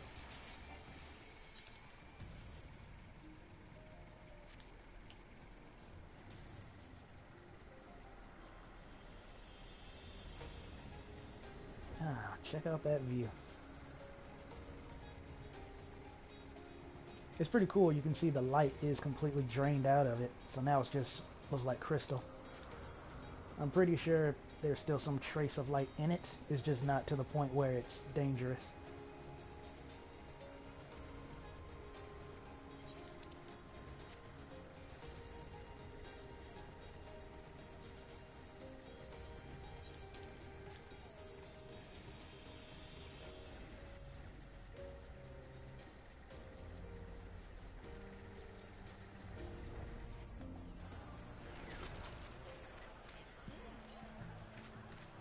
I'm gonna wait a second to see if Alice and Alphino load in. I don't think they will, but... As a matter of fact, the main guy isn't even loaded in, so we might be here a second. Aha, cool. I figured they'd be back.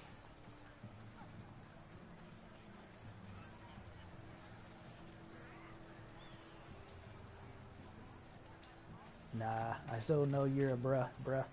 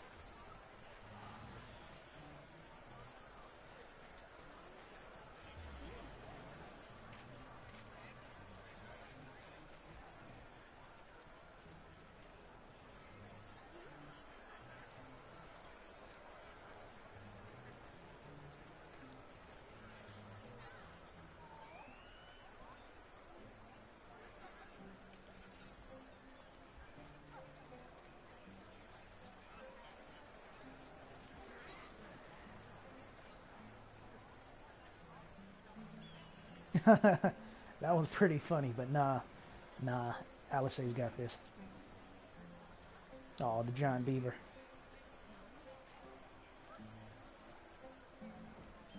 Yeah.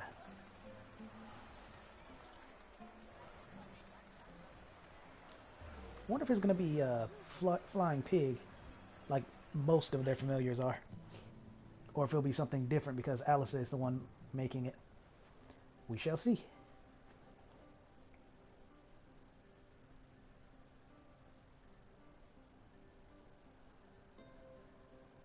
Let us begin.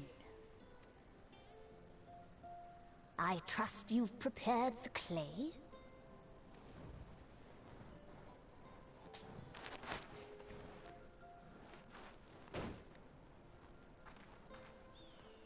Wow.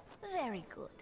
Now, I would have you sculpt for me a porksy. Yep, flying pig. Plump, with floppy ears and a short curly tail.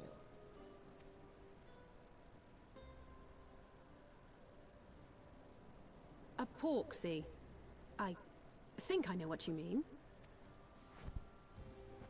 If it was up to me, I would have made it into a Moogle.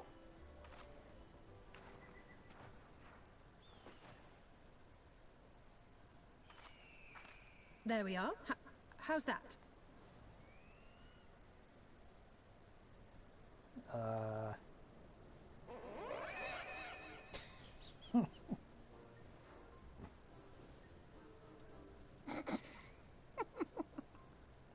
Well, it is certainly creative. There's no denying that.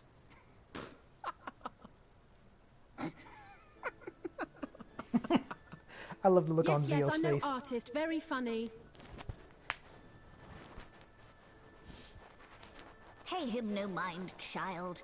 Though it may look like a grotesque parody of reality, it is what the invoker believes that matters.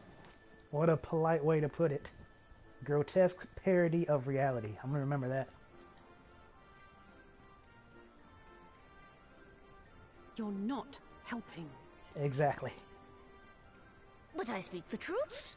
If successful, this incantation will turn imagination into reality. Which is why the only thing of import is what you believe this figure embodies. You must focus. Hold the Porksy's image steady in your mind's eye. I'm actually doing it right now.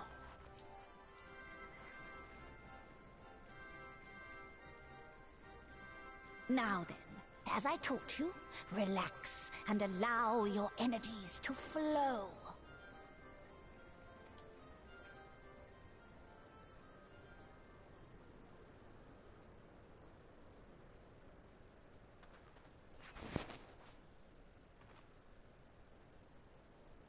With flesh of clay I bid thee rise, on wings of dreams to touch the skies. What once was idle fantasy, I call forth to reality!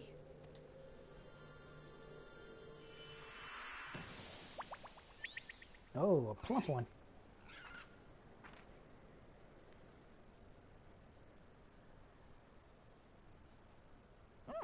Not bad for a first attempt. Not bad, they say. Look how fat that one is. Now, let us see what can be done for young Halric.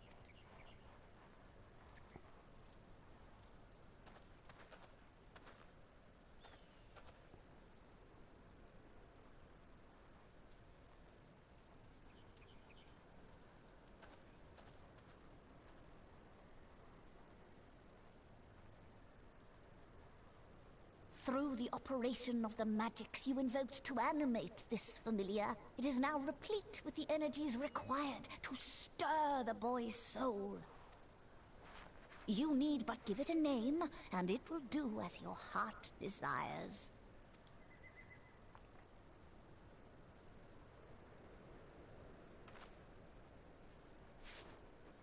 A name.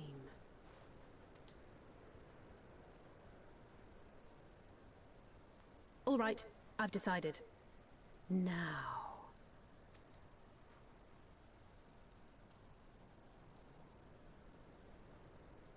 Go, Angelo!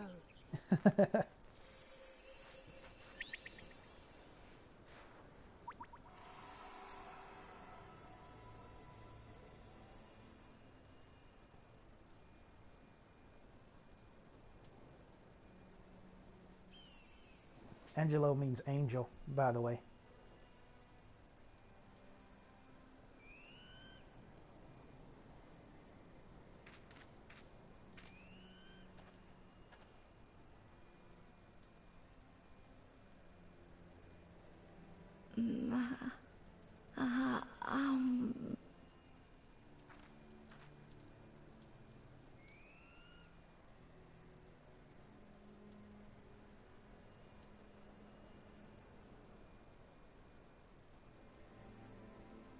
Mother... I...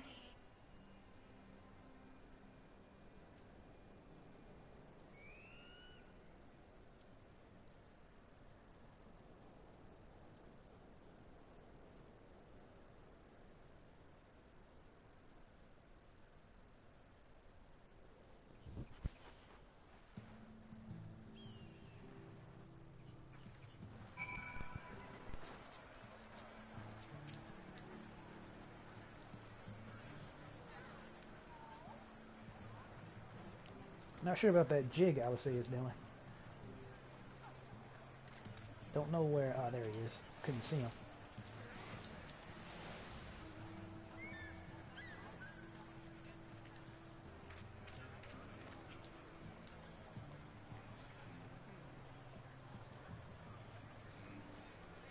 Yeah, maybe.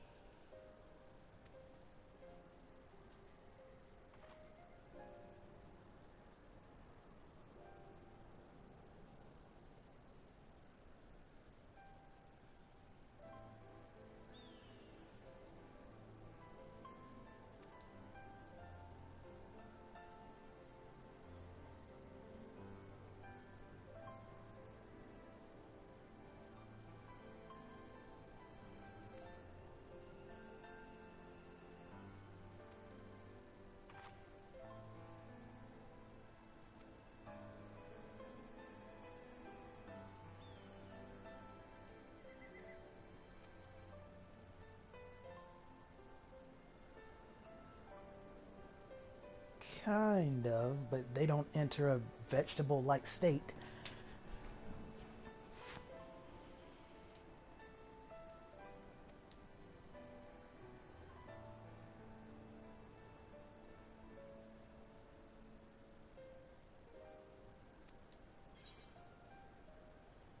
Yep.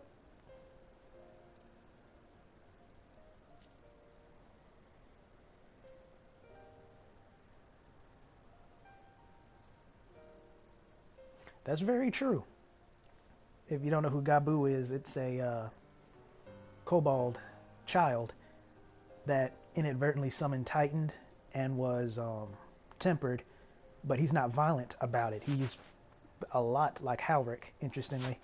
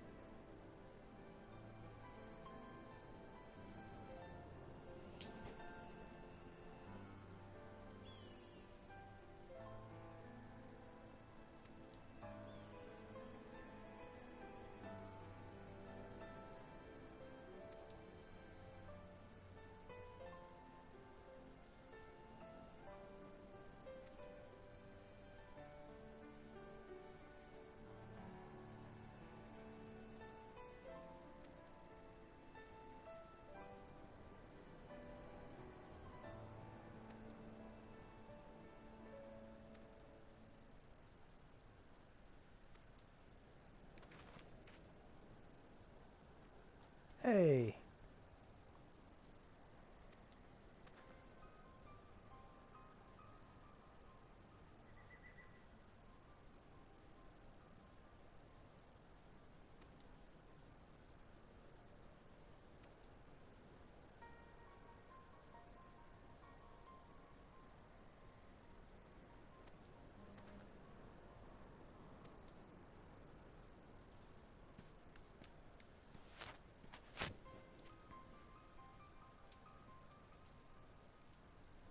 Well, she was ever one to be dramatic, but even you look pretty distraught about it.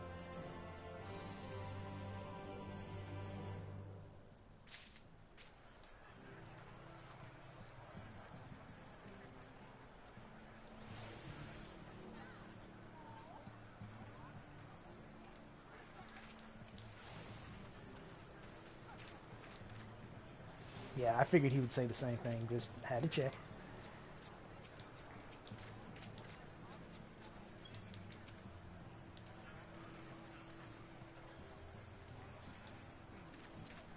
I'm guessing it has something to do with her husband.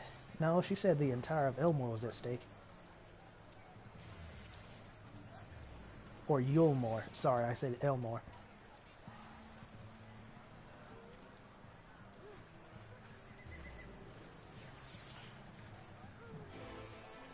Yeah, that poor fool has to, like, run back. Well, I mean, of course, he's attuned to the crystals, the aetherite.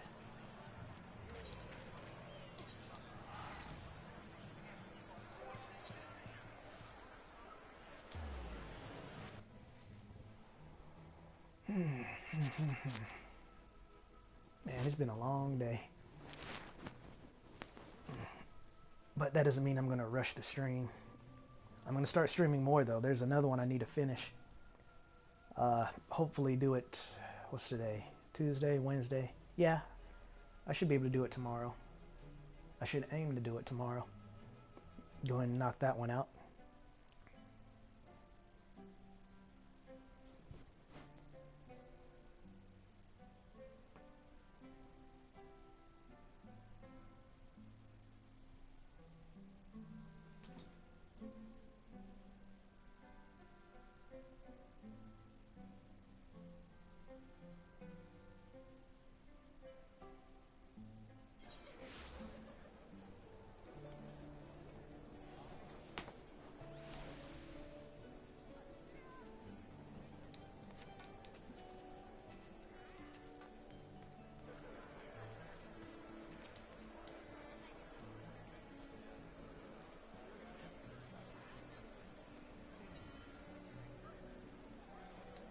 So he did run. Wow.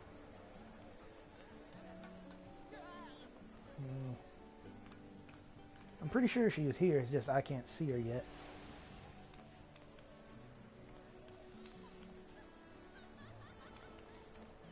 Yeah, okay. That must be it.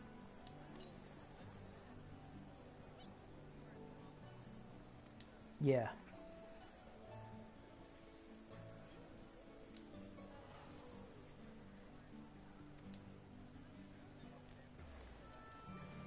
Well, like I said, she is one to exaggerate, so either it has to do with her husband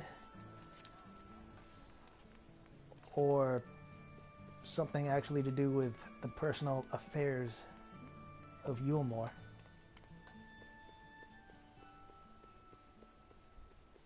Like, I can't remember what exact... Oh, what did he say? I don't remember this guy. Anyway, I don't remember where exactly they stand power-wise. Like, I know, thanks to her husband, they're head of this big company.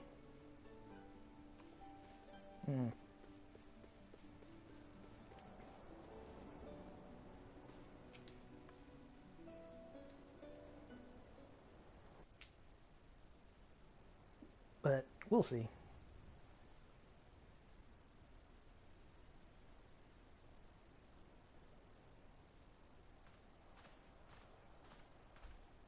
Oh, thank heavens you're here.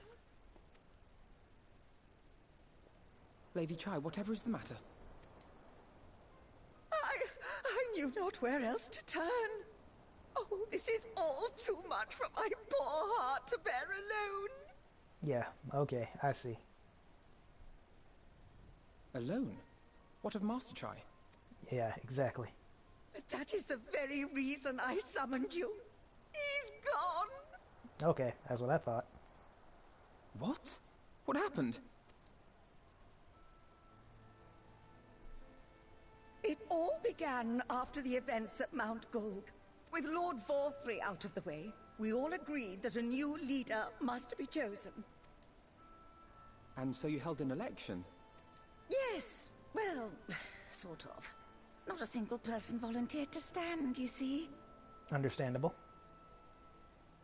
After a lifetime of leisure, we free citizens have grown somewhat indolent. Readapting to the harsh realities of life is trying enough, but to take charge of a broken city as well? No one wanted such responsibility. Nevertheless, Yulmore could not well do without a leader, and so we decided that anyone and everyone should be considered a candidate. And after we cast our ballots and tallied the votes, the mayorship fell upon my dear husband. I see where this story is going, because if you know about her husband, he's not exactly the most, confident. Given the manner in which he orchestrated man. the construction of the giant Talos, none could deny his leadership qualities. But even before then, he had proven himself at Daedalus Stoneworks, don't forget. Yeah, He's exactly. more than qualified for the role. The perfect choice. Indeed. I told him as much when his victory was first announced. But perhaps I was too forceful in my attempt to encourage him. For shortly after that, he vanished without a word.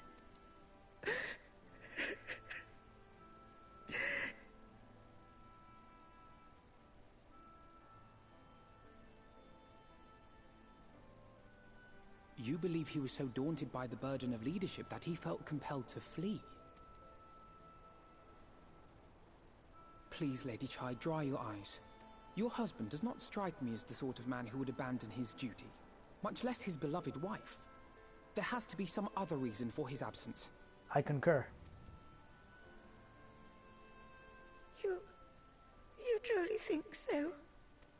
I know so. What about you? What do you think has become of my husband?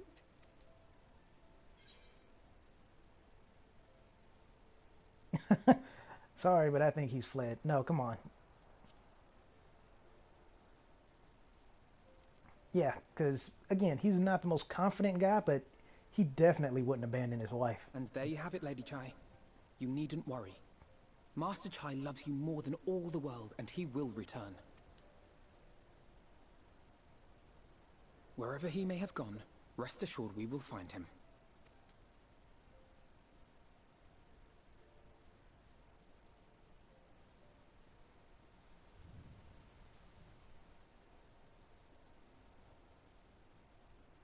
Thank you, my dear boy.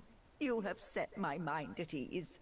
I will trust in my husband and await his return. Oh, man. For his sake, he better return soon.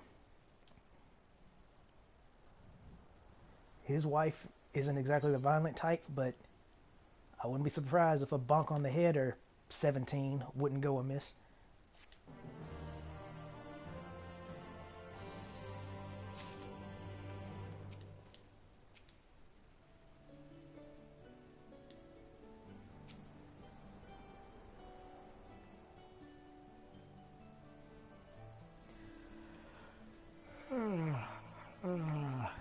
Sorry about all the yawning. Like I said, it's been a long day. I was out for many hours just driving around.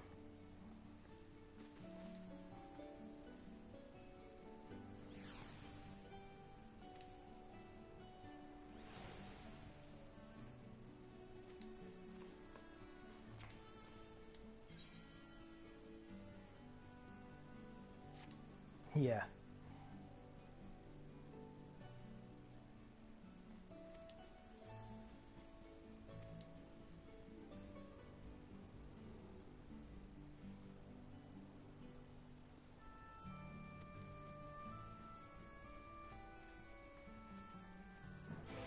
The one complaint, well, there's several really, especially if you tie it to the story, but barring that, the one complaint I do have about the Elmore region as a whole, this part and the part below it, is it doesn't allow you to use a vehicle, and it gets real tedious running around everywhere.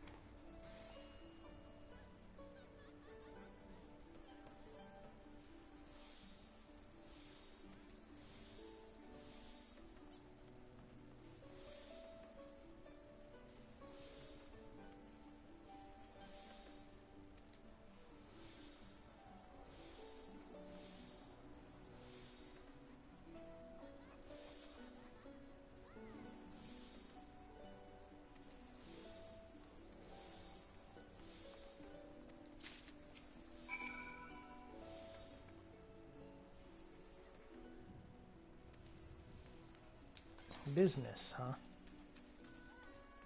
I think I can still warp. I should be able to.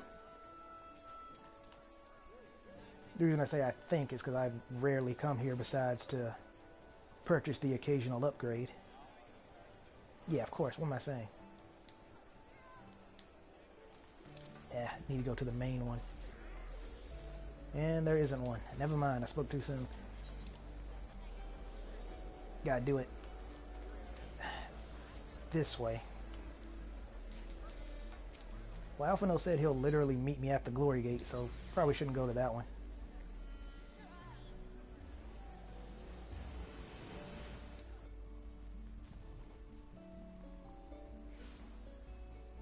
I'm kind of going too fast. I need to slow down. I was just talking about in the dungeon how I can take my time. The only reason I clicked the Glory Gate is because the only one I saw with a name near a crystal. So I was like, oh, I'll just go to that one. I didn't see the other one, which didn't matter because there isn't another one as far as that's concerned. Well, I could have went here, then worked my way up. That's what I should have done. But we don't live in a world of should-haves, do we?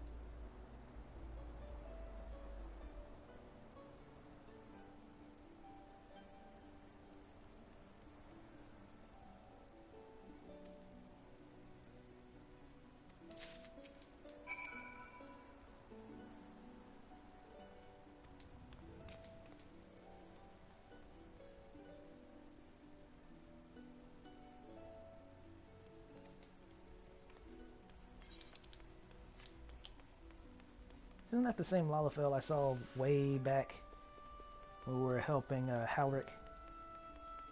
Yeah, it is.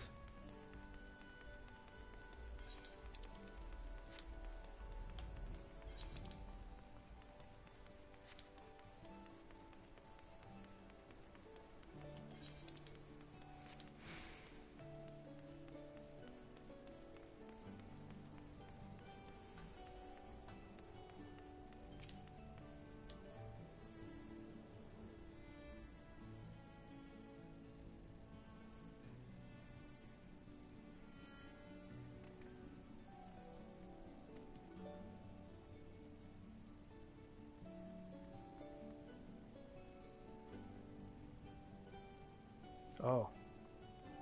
Yeah, I did kind of kill him, didn't I?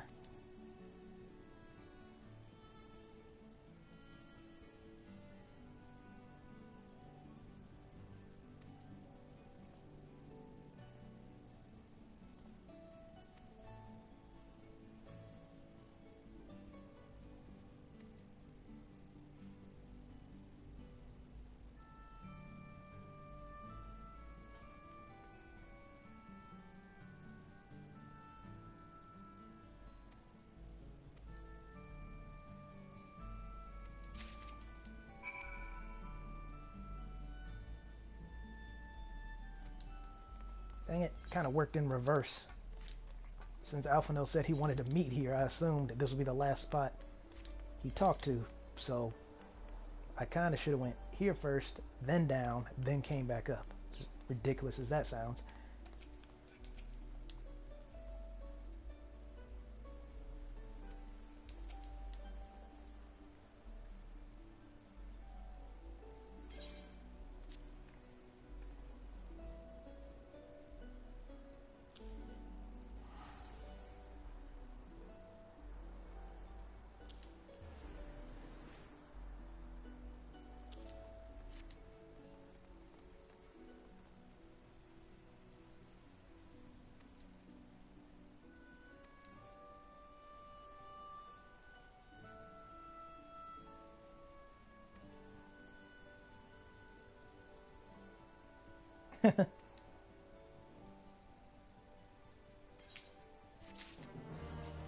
Well, if we put our heads together, I'm sure we'll think of something.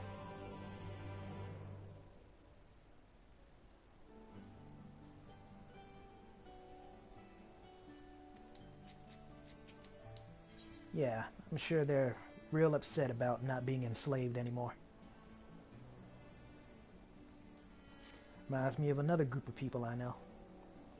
Don't take that up the wrong way, because I know exactly where someone's going to try to take that comment.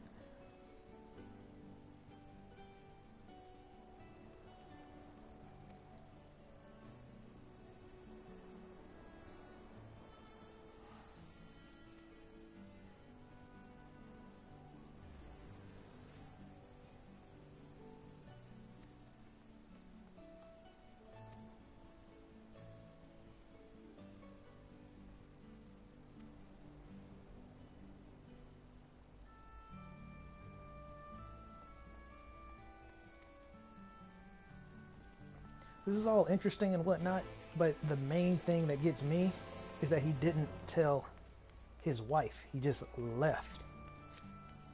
And the reason why that bothers me is because it seems like it's not going to be a big deal. Like they'll just drop it off like it's nothing.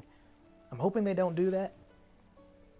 There should be some kind of repercussion for making his wife feel so upset when he just left, because he could just as easily said, well, you know, Yulmore is kind of in a bad way right now, so I'm going to go to and fro to see what I can do to fix it. Boom. Then that would have been that. Oh, it's like they updated this. Yeah, that is actually part of one of the dwarf quests I mentioned earlier, the ones I said you should do them. I did that one, and I guess with the patch that's been unlocked, because that wasn't there before. So I'll definitely do that in my spare time.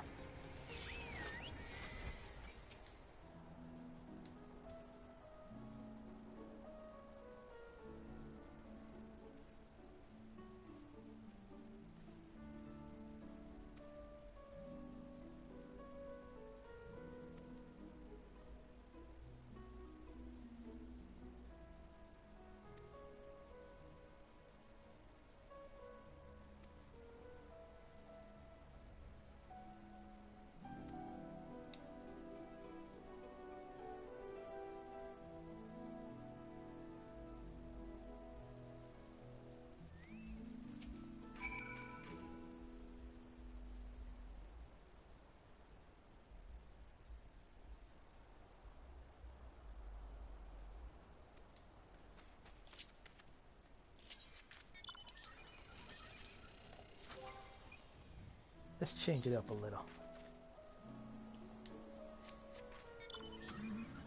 Sweet.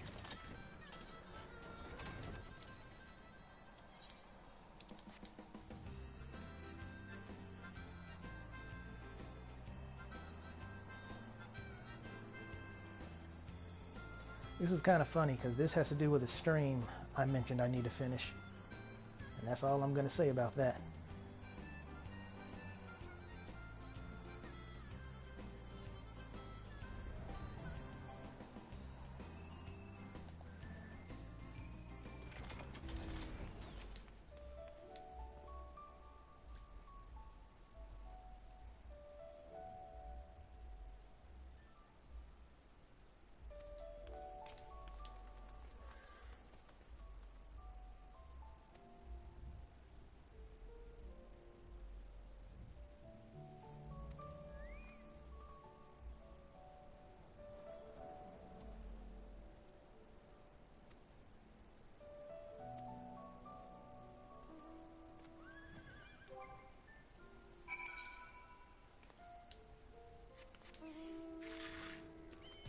Oh man, it's been a while since I've rode this one.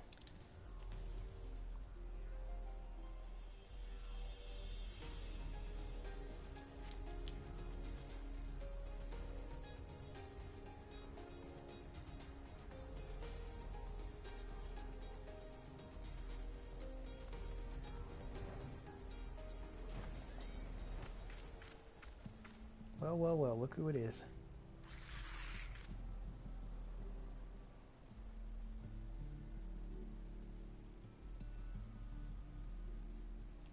I guess I got here first.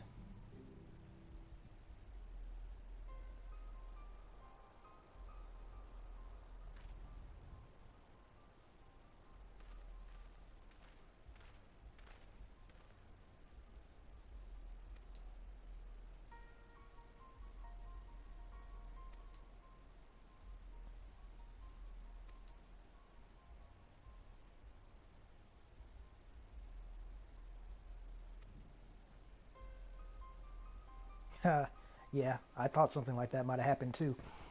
I figured he might have told her and she just wasn't listening. But nope, left the letter.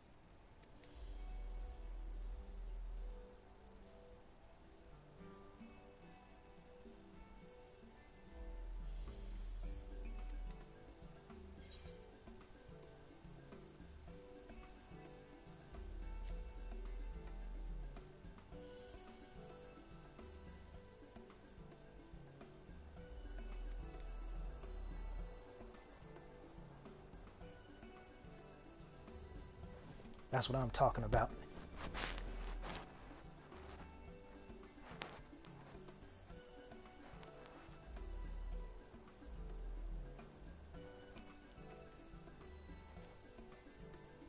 Yes, we said anyway. You don't see that too often.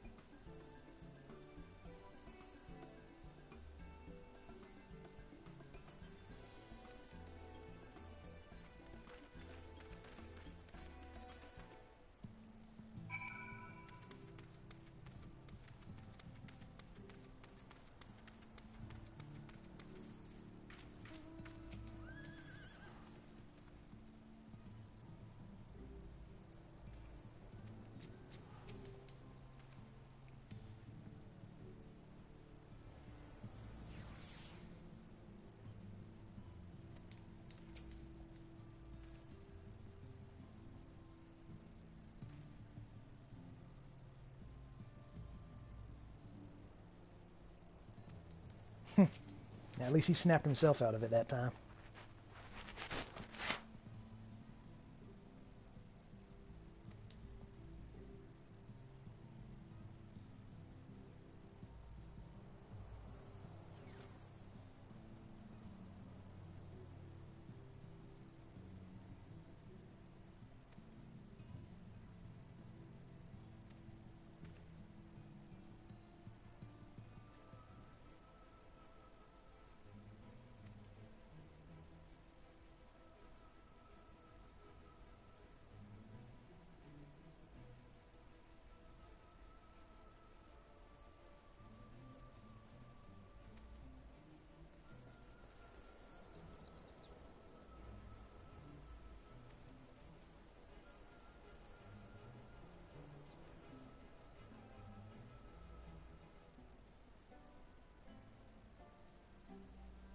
Yep, exactly.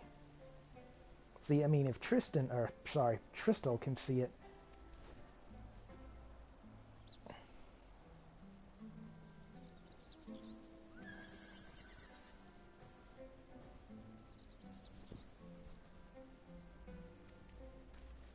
Yeah, there we go.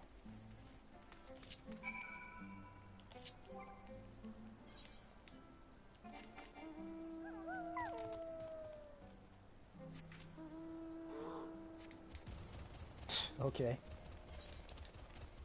Christmas in October. That sounds like it'd be a good name for a book.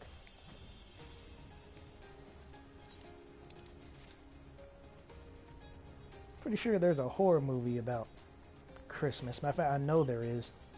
It's a really bad one.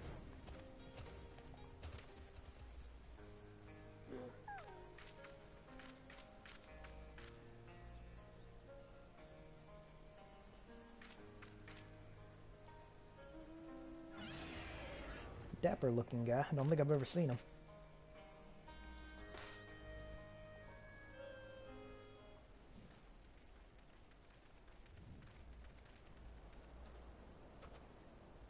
Well, well, it's you again. Well, I see you've invited your friends. Need them to fight your battles for you, do you? I didn't invite them, as it happens, though they are indeed my friends. Well, not only mine, but every true Yulmoran's. They are the ones who awakened us to the truth, to Lord Forthry's villainy, the famous warriors of darkness. Are they now? Yes, they are. It would be no exaggeration to call them our saviors. We owe much and more to their kindness, but we cannot depend on that kindness forever. Real quick, I find it interesting that Big Chungus over there is the one who's trying to be like, hey, you need to be assertive if you want to talk to me, yet in his voice it sounds like he's really shaky, like he's trembling on the inside. Just listen to the next thing he says. Anything. To do so would be a little different from entrusting our affairs to Lord Forthry. Nay, we must learn to stand on our own 2 feet. And I would have them present to witness my attempt. Hear, hear, Master Chai. Your sentiments are admirable. Yet admirable sentiments do not a nation make.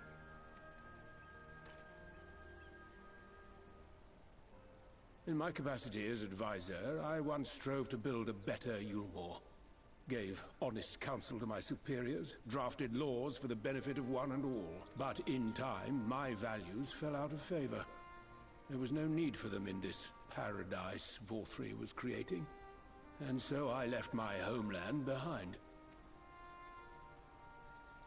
But you, Chai News, you were content to wallow in indolence under Forthry's auspices. And so I cannot help but ask myself what manner of nation you intend to build.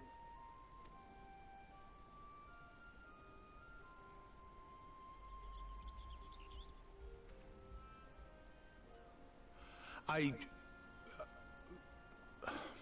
can offer no simple answer to that question.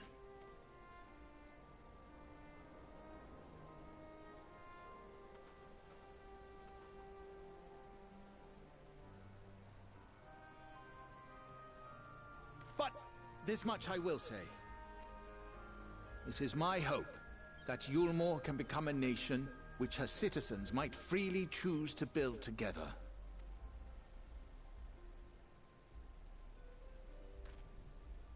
A great many people, myself included, flocked to Yulmore seeking sanctuary. The alternative being to live in fear and die in pain. It seemed an easy choice. And sanctuary we found. As much food and drink as we could ever want. Secured at the cost of the surrounding villages. Little wonder the people gathered at our doorstep, begging to work among the bonded. The free were blind to it all, of course. Content to, as you say, wallow in indolence. In ignorance. Were I mayor, I would first take stock of the city's resources and see that they were assigned equitably. Our days of reckless consumption are behind us. The distinction between free and bonded died with Vorthri. The needs of rich and poor alike must be considered if our nation is to survive. To which end I would take steps to secure channels for supplies, rekindle relations with nearby settlements, who re-establish industry, reach out to neighboring nations, and the list goes on and on.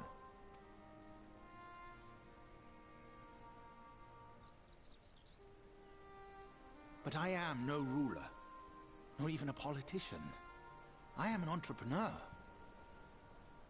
My expertise lie in planning and profit. I haven't the knowledge or experience to run a nation. Please, Rendon, will you not help me? Together, we could solve the city's problems. Build a Yulmore for the people.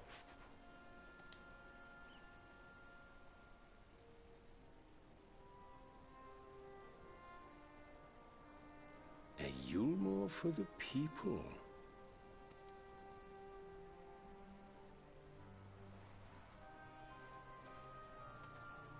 I'd rather like the sound of that.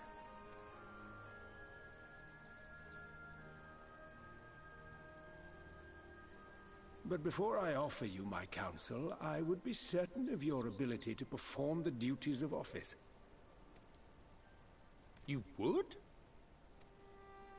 You ask me to help you solve Yulmore's problems. But first, I would see you solve one on your own. Accomplish that, and you will prove both to me and the people that you are a man worth following.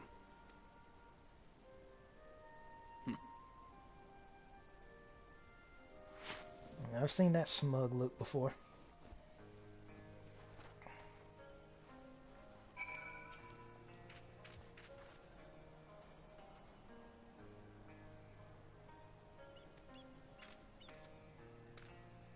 Oh, there's another friend of mine. You know what that means.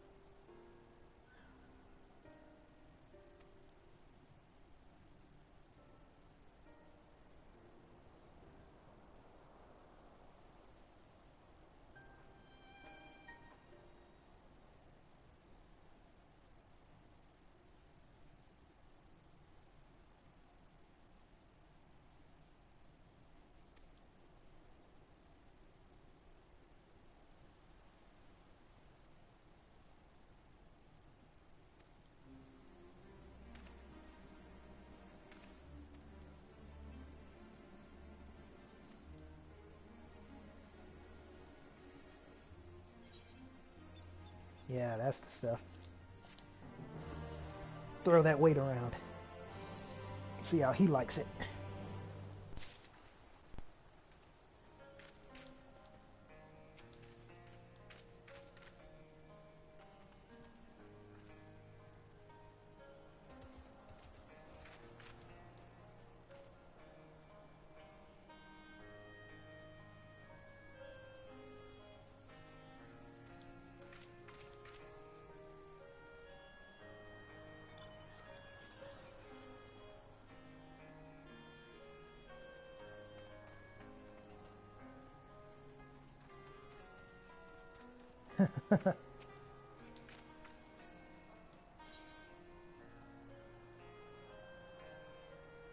Also, I guess I should say this now before I forget or it just dies off.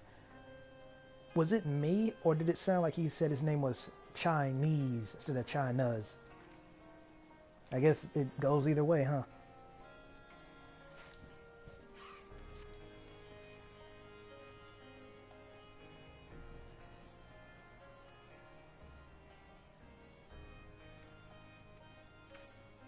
The dangerous ones?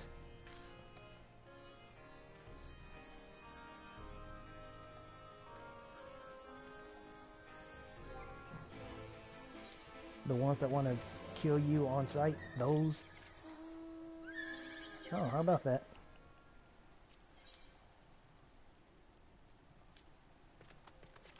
Also, I guess I should go and point that out. As proof that Paladin has won me over again, I went out of my way to get this.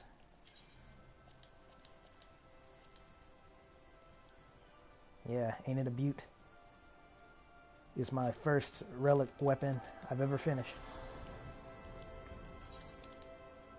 And I've been here since the beta, so that should tell you just how committed I've been to make Paladin love me again.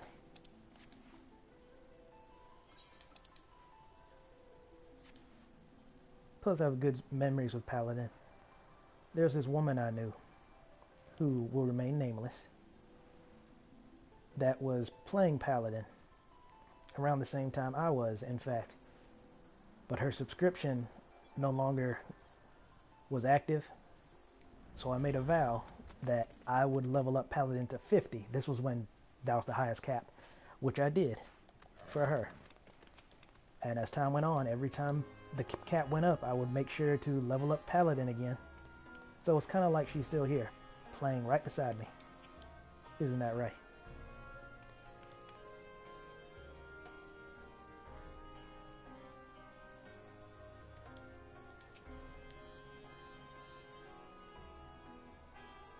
No, this isn't Monster Hunter.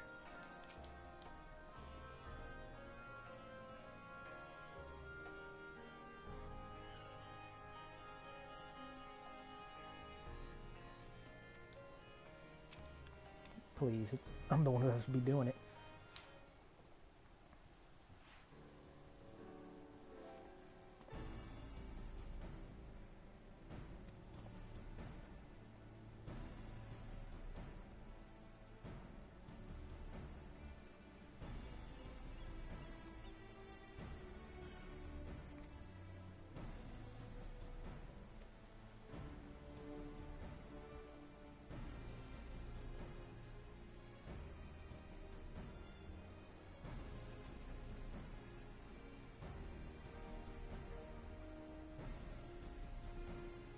Oh, really? Now that is surprising.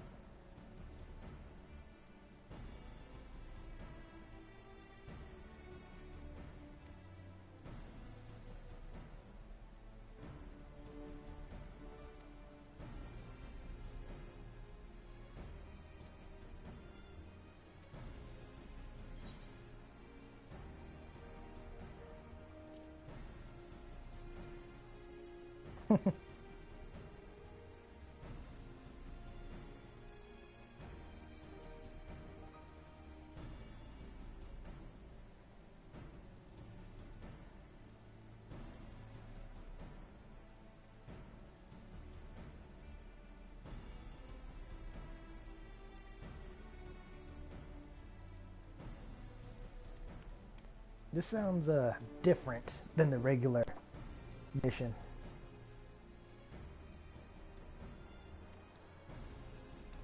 I would have preferred if I just went as his bodyguard, but they want to make things difficult.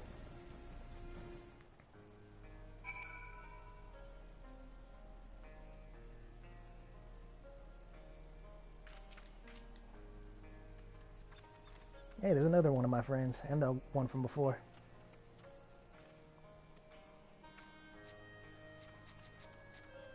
You get the same treatment.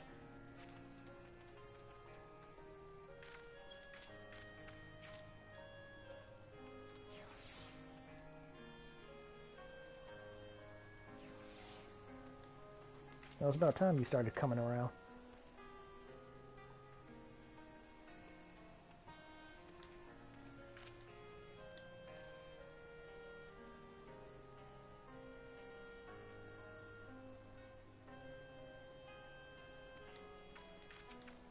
Okay.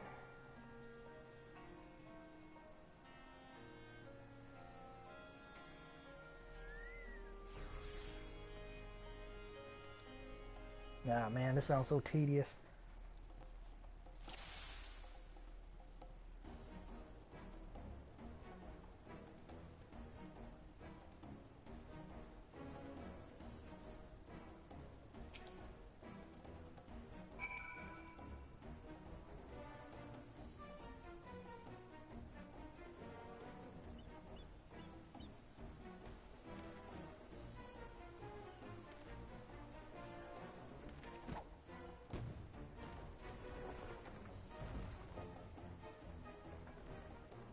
Alright, this might not be as bad as I thought.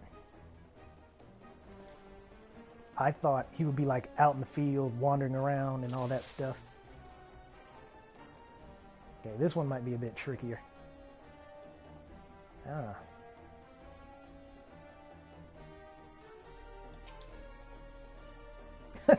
Please don't turn around. Okay, as long as it can be done like that, we shouldn't have too much issues. But yeah, I thought it would have him running around in the field, and basically I thought it'd make me like Metal Gear Solid this. Which these controls are not meant for when it comes to using the spyglass.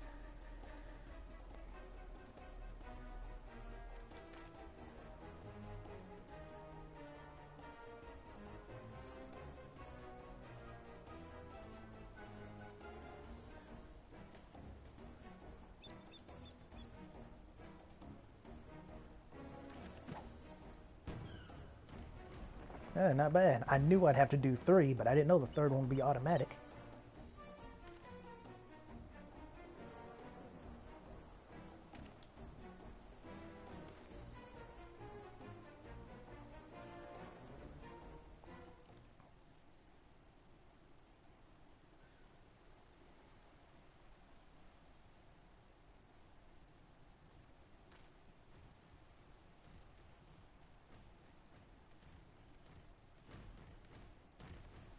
Sick.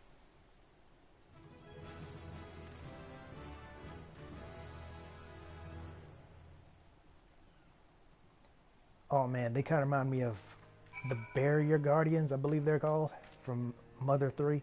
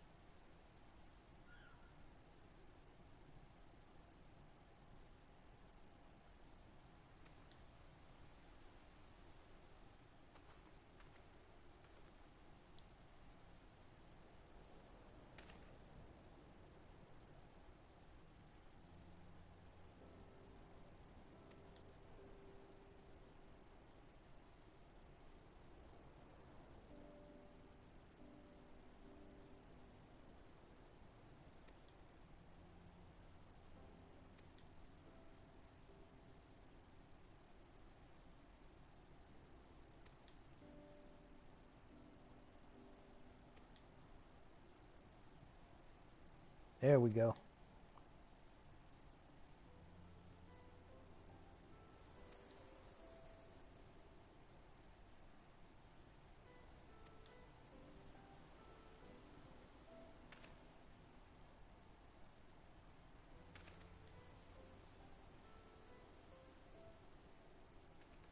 Assuming, of course, she hasn't found the letter now. Maybe next time just put it on the refrigerator.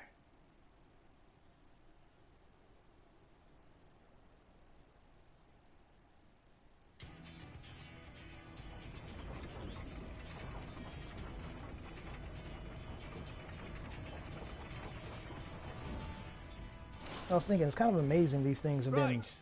Right then, form a line and make for Yulmore. Have been active for so long. All things considering.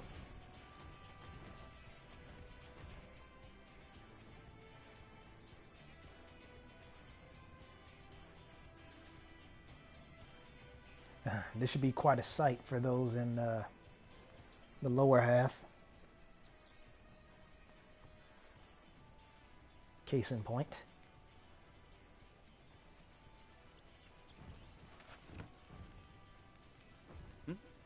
What's that noise?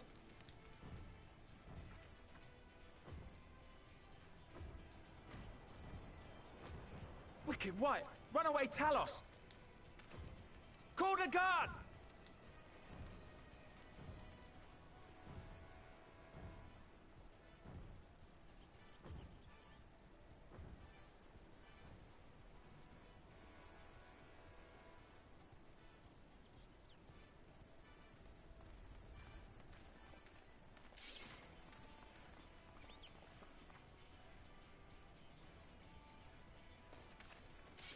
Stay back!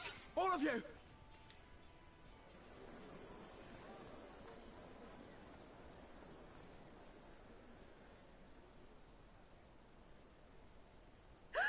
Is that... Dramatic entrance much? How did they not see them? Darling, you're back.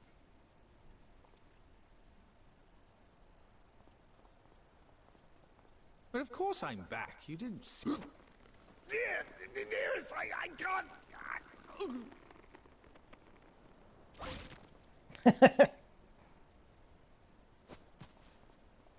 Oh, oh dear.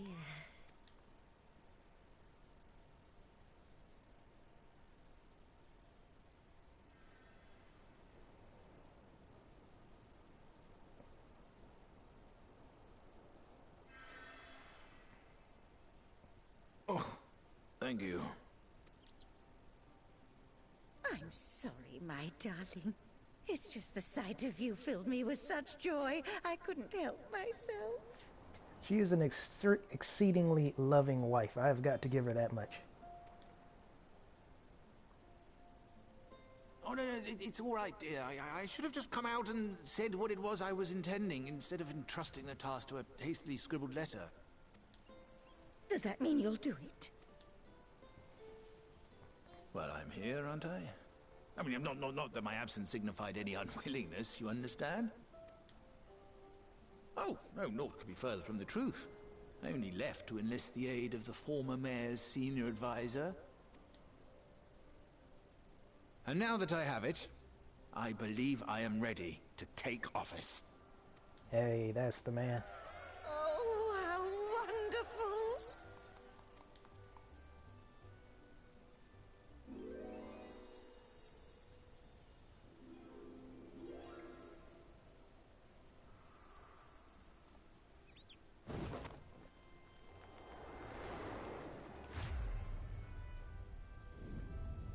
Dearest, please!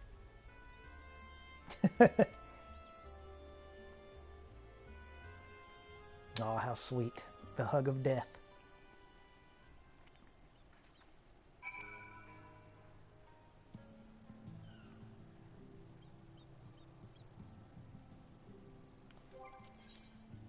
Oh, what do you know? This one has dialogue. Whoops. Actually, I just remembered. I'll leave that there for a second. You can just pause it. And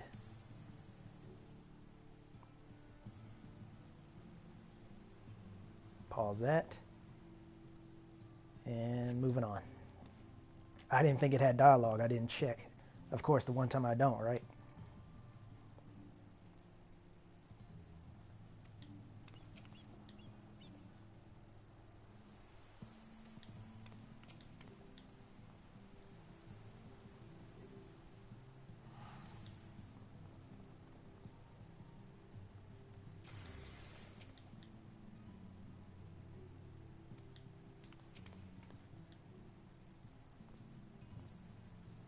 No,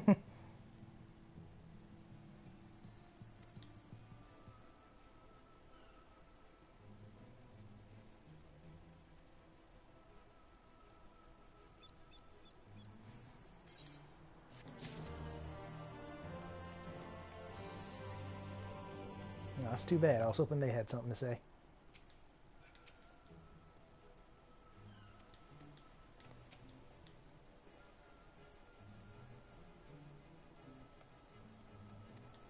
Right.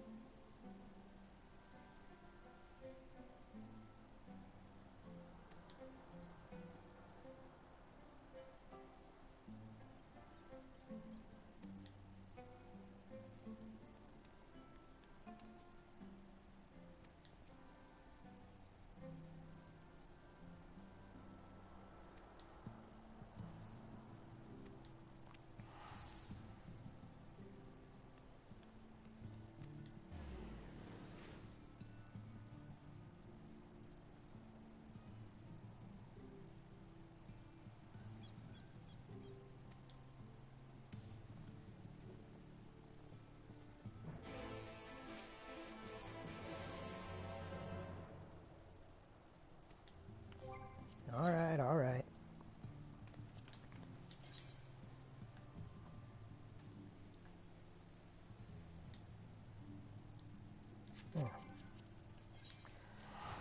I will be right back.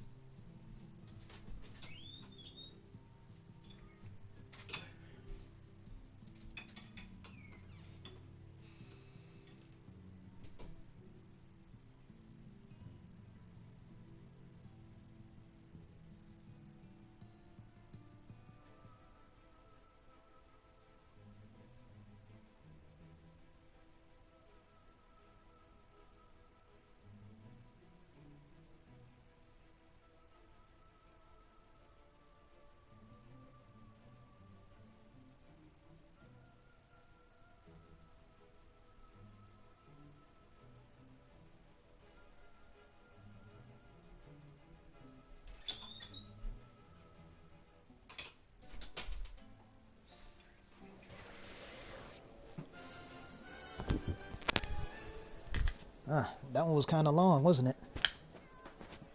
Or maybe it was. I was just faster than I thought. I don't know. Either way.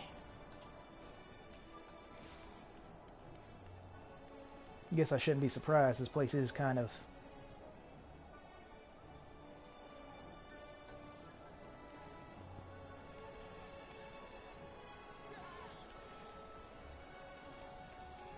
I wanted to see if that was supposed to be... Nah, because they wouldn't bother doing that. It wouldn't make sense. Alright, let's see how this ends.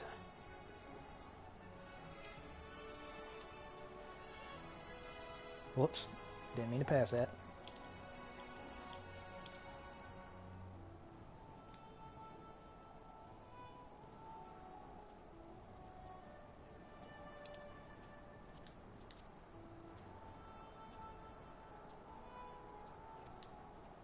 Oh, you shouldn't have.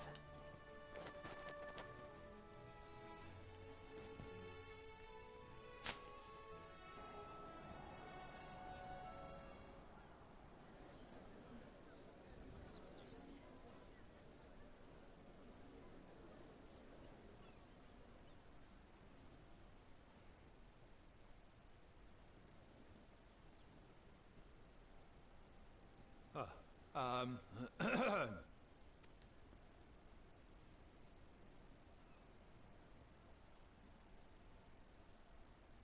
on, dear.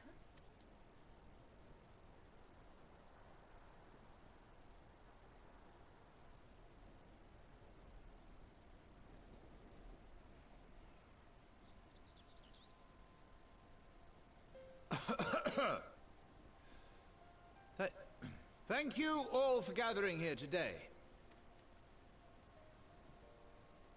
Before going any further, could I ask the free citizens of Yulmore to look around?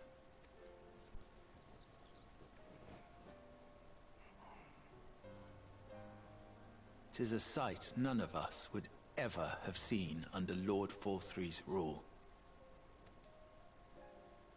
Not only do we stand in the familiar presence of those we once called the Bonded, but today we welcome the peoples of the Derelicts and Gate Town too. Today we welcome the Warriors of Darkness, come to bear witness to Yulmore's new beginning.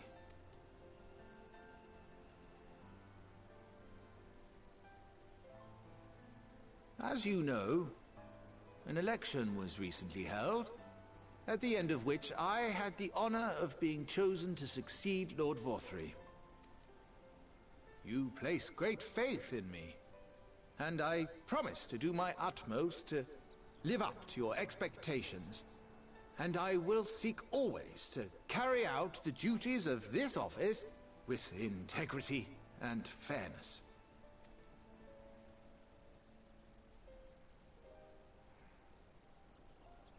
Always, I say, but not forever. Let it be known that I do not intend to hold this post indefinitely.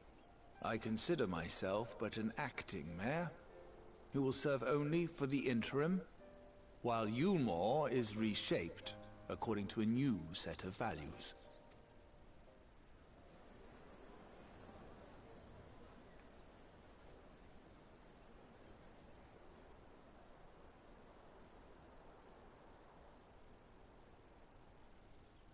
No longer can we think of ourselves as divided, as the free and the bonded, citizens and non-citizens.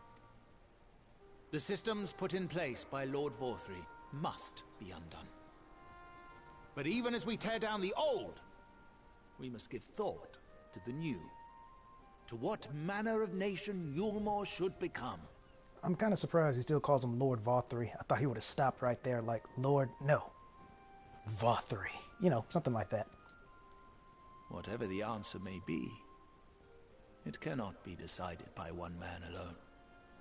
And so I propose that an open forum be held, that we might all discuss how best to strive towards a better future. However, there can be no talk of the morrow unless we first address the issues of today.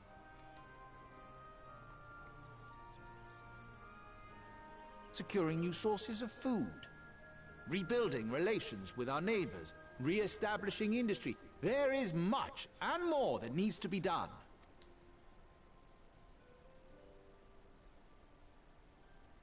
Too much for a mere man of business. And so I pledge instead to do everything in my power to ensure our city's security and stability while we all work together to see these problems solved. The road before us will not be easy, and I know full well how daunting the prospect of honest labor may seem to some of you. But we must accept the reality of our circumstances. We must move forward. This much we owe to ourselves and to the brave heroes who risked their lives to bring back the night. Once we have shored up our city's foundations and regained some semblance of normality, let us reconvene to speak of the future. Until then, I humbly ask that you lend me and each other your strength For Yulmor!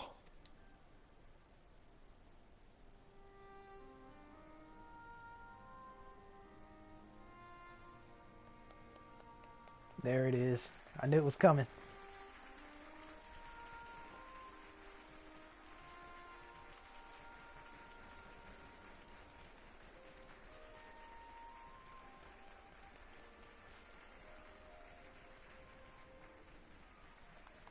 Oh, fine, if I have to.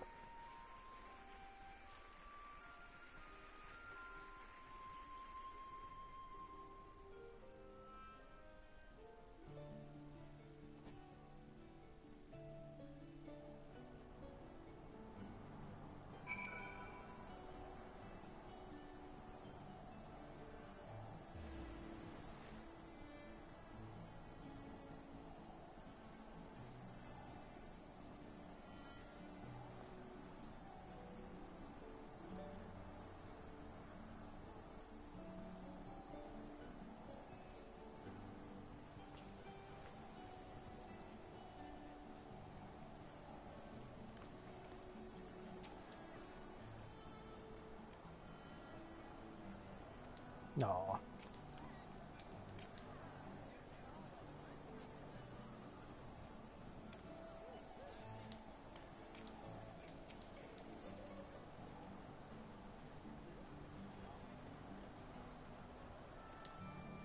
Huh. He must have been quite spunky back then.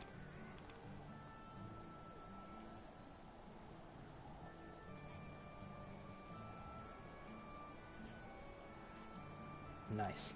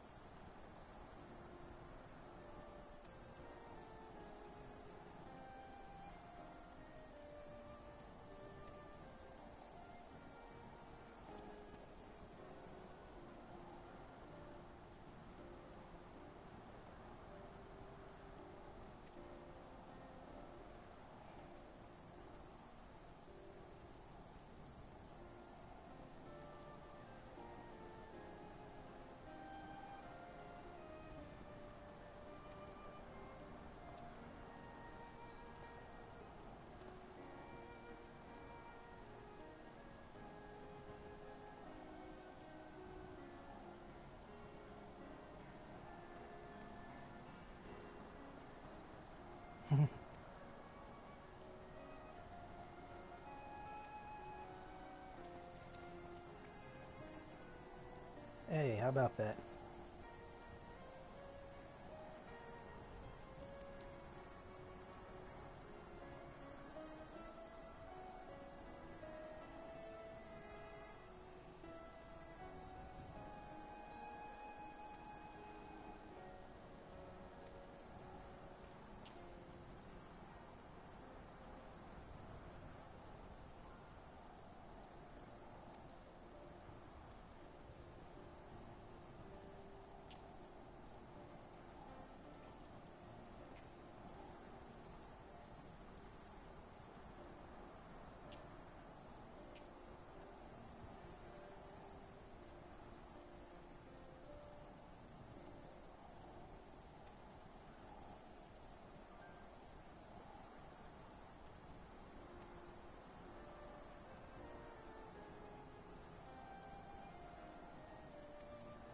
Excellent. And how appropriate that it's more or less nighttime.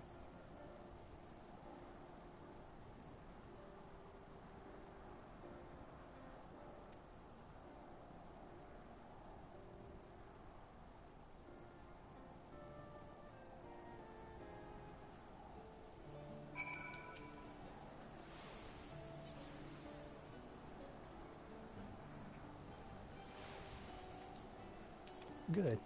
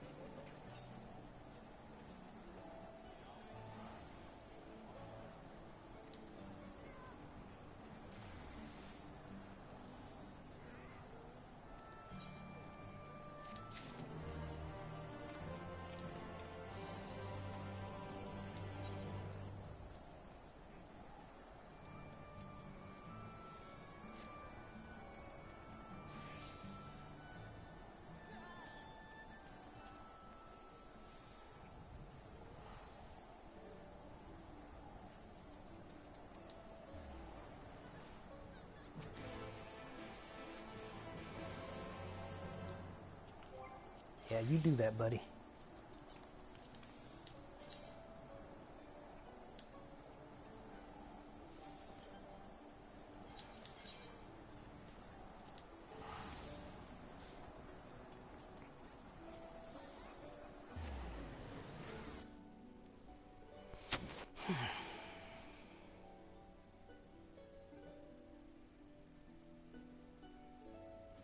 I am curious about Ring, though, because she technically has a body. So, either we'll have to do... I guess it is technically possible. He'll just have to summon Ring like he summoned me, but I don't know. I'm curious what's going to happen to her. Like, is she really just going to stay in the first and that's the end forever? Personally, I don't think so, because that'll kind of throw off the trust system. Just a little bit, because she plays a very vital role, considering her class. So it's partially that reason is why I don't believe they'll kick her off for good. But who knows, maybe they might. No, I take that back, they won't. I said they might because I was thinking they might limit her to just the original Shadowbringer dungeons. But then I thought, no, that's still kind of stupid. Wouldn't make sense to do that. So, I don't know. I have no theories on what they can possibly do with her besides summon her like the Crystal Exarch summoned me. That's all I got going for that.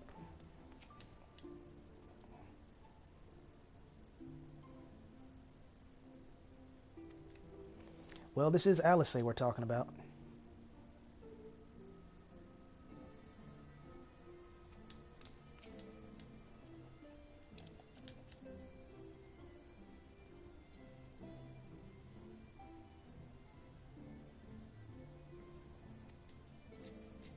Appreciate it. Yep.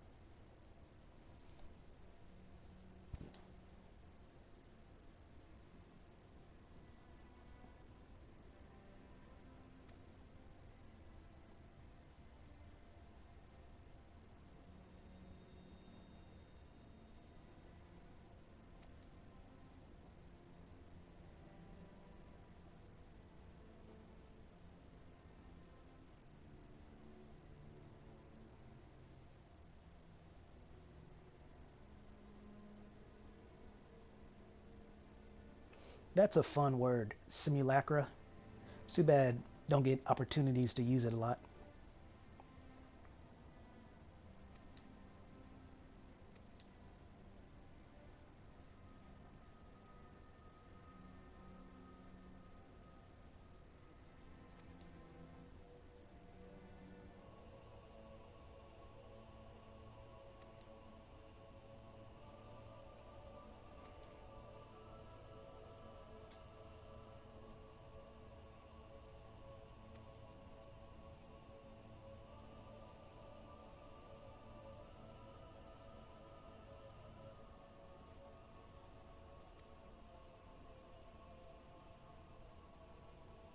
Yes, I do.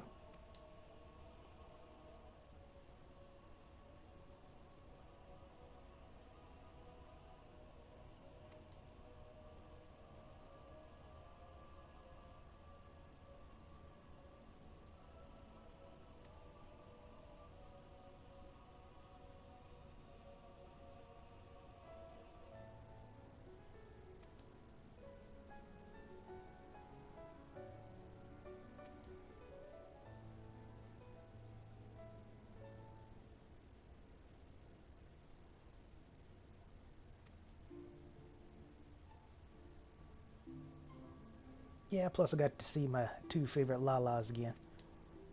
Well, besides my own, of course.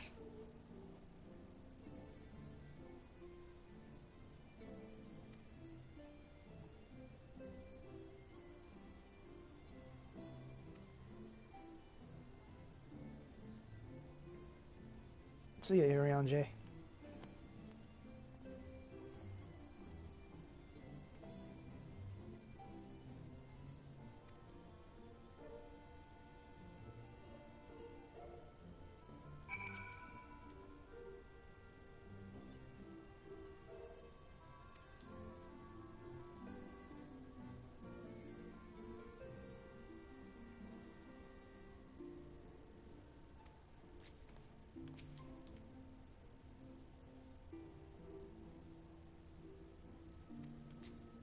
Yeah, let's try to stay positive here.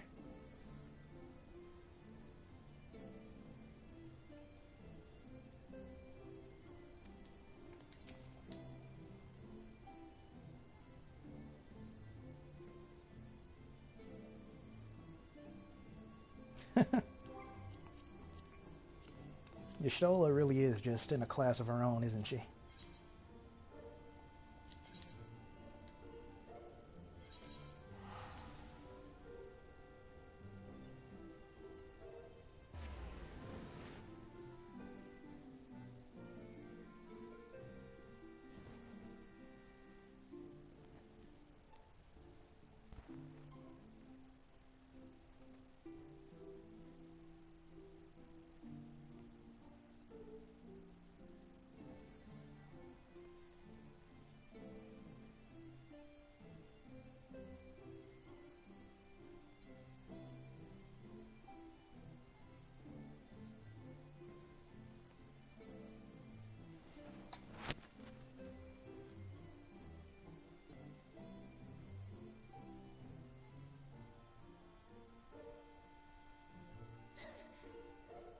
Okay.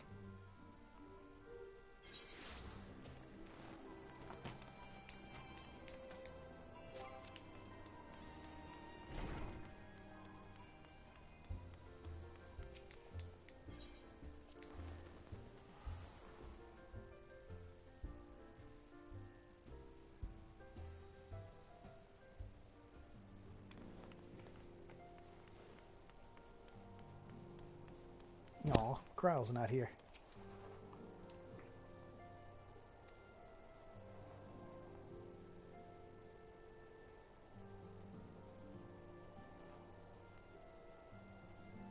Yeah, I know.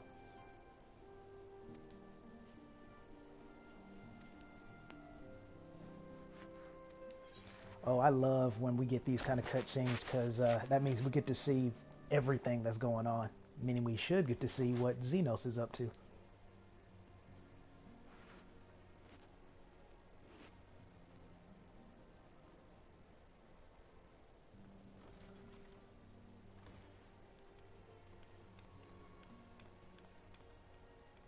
Sorry to keep you waiting.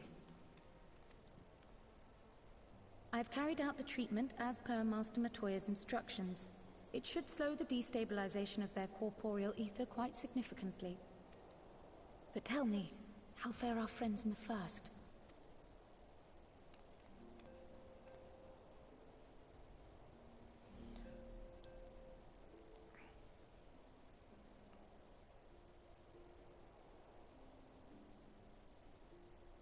So this Becklug's the first to lead an authority on soulcraft, are they? Sounds promising. And Urianger's proffered solution of white auracite is rather ingenious now that I think of it. Well, while they press on with their preparations, you may rest assured we will continue to do our part here.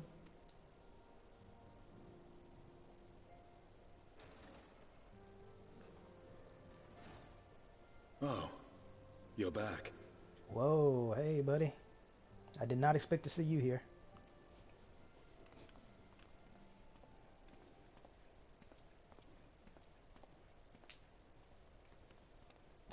It looks so funny. He's surrounded by Lalafels. The tallest thing in the room. Worse for wear, I see.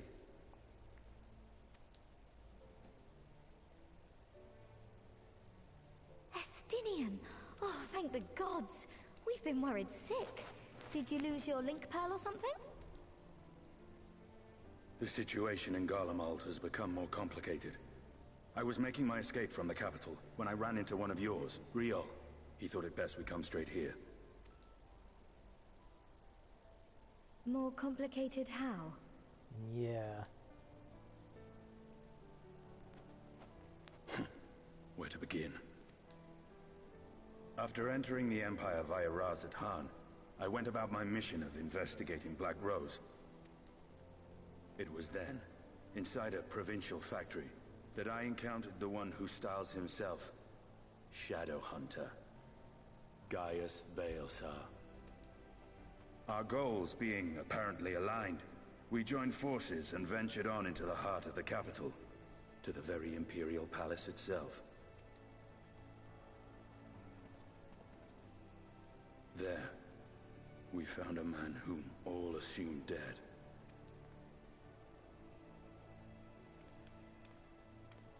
But his soul lives on, and he has wrested back his flesh. Xenos Ye Galvus. Boom.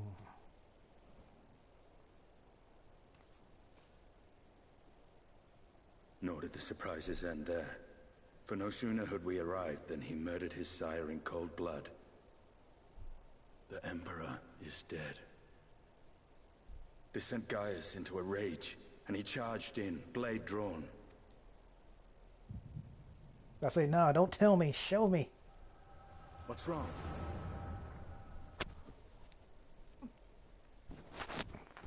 Don't get to see dual echoes go off too often.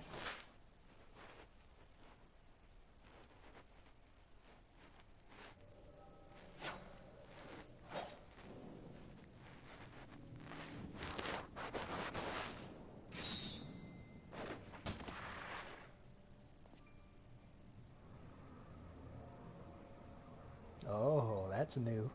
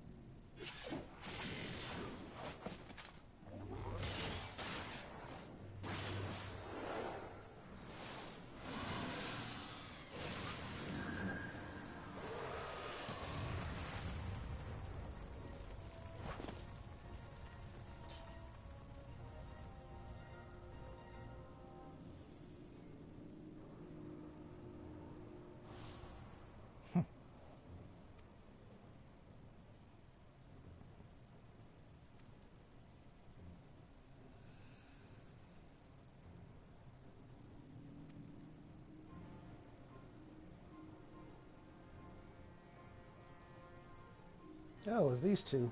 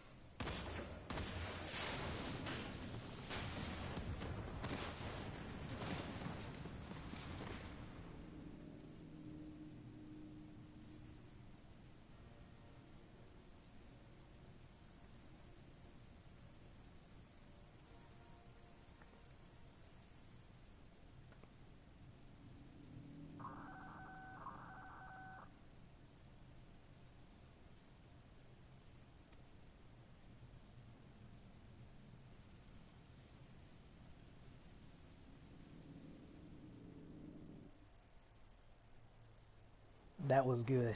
I like that. I was hoping they didn't do something boring, and I am satisfied. And I have one little side note about what Gaius just did at the end there. Oh snap. Roleplay time. I was not expecting this. Let's see here.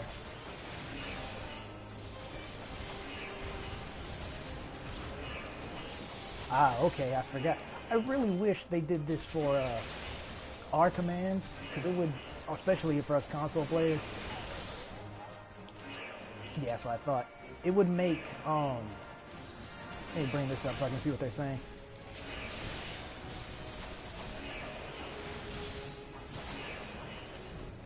Yeah, want to get out of that.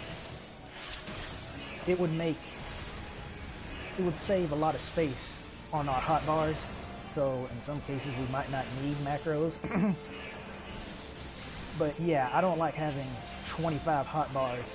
I'd rather keep it to just 2 as best I can so I can switch in between them. And having our commands stack like Corinthian Torment that'd be really nice.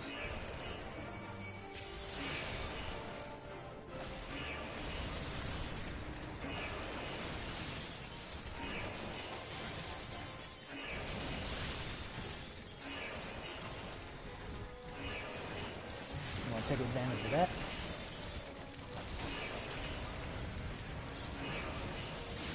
But yeah, guys, is so... Uh-oh. I just saw her in the background. Or sorry, them. They're both there.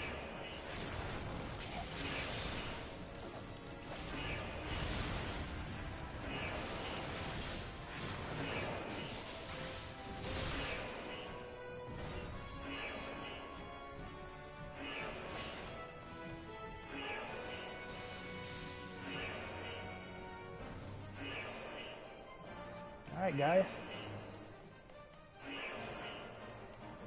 But yeah, guys, his sword, I really hope, the Garlean gunblade, essentially, I really hope that's unlocked as a cosmetic.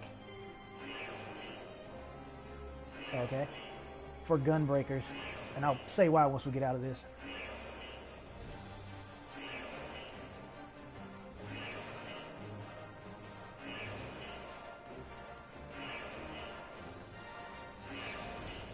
That's too bad we don't have a map. Just like, go, figure it out.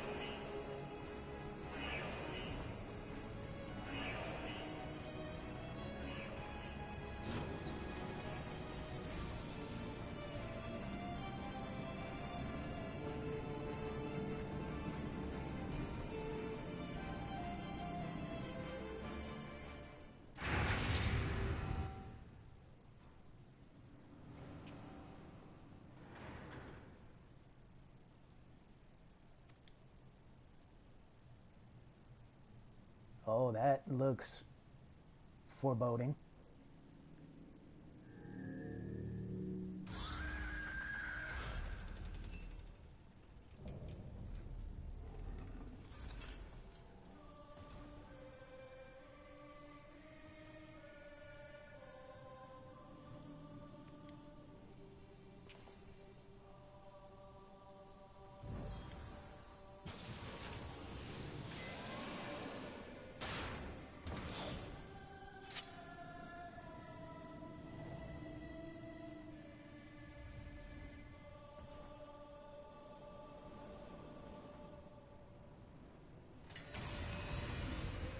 Now, this is super disturbing.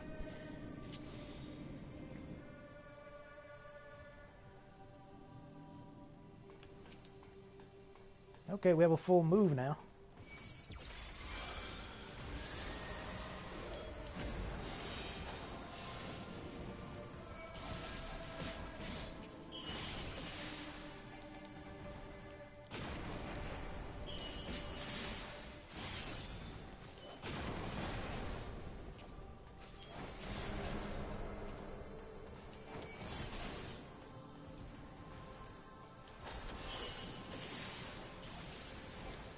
I do really love this theme though, especially when the primal chanting starts.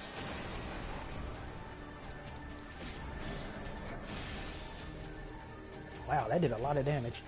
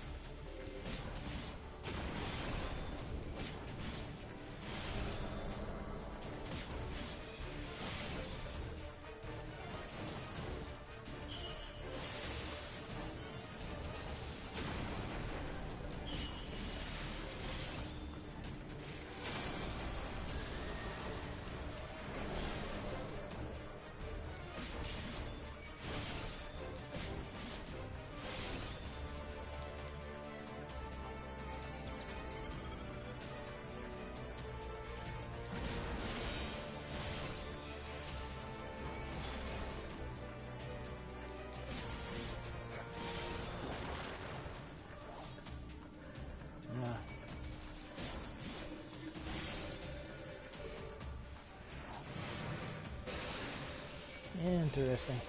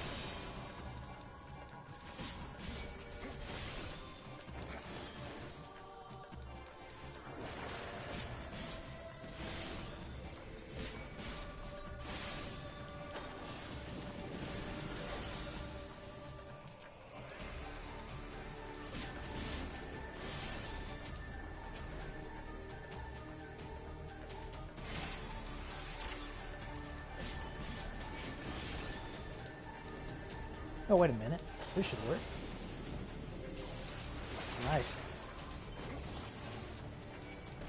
I was like, wait a minute, I have an AoE move for that.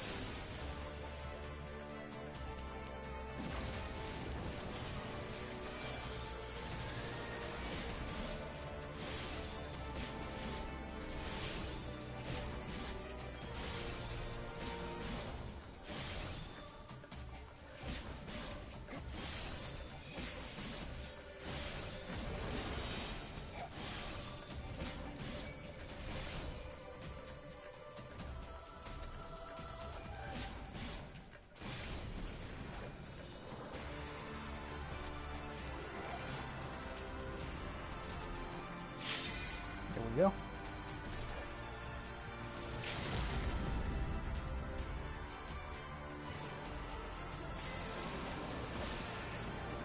Oh, this is so sick. My lance.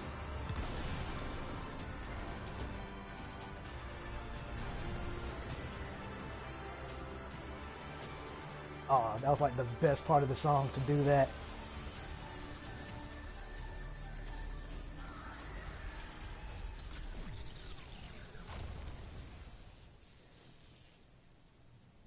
Jeez, man, what kind of experiments were they doing down here?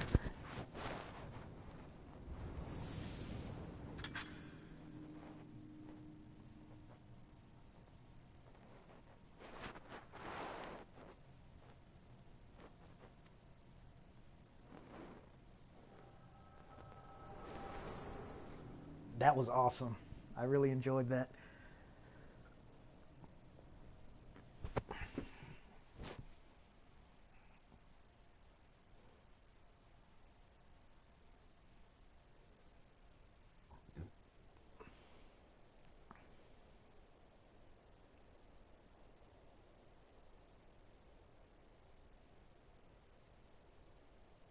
you all right?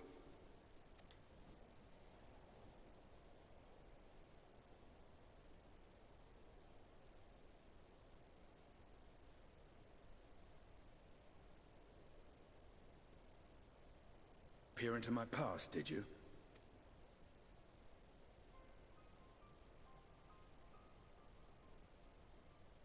Well, I didn't quite relive the experience as you did, but I bore witness to it all. Maybe she was Gaius. I'm still not sure what I think of this gift of yours.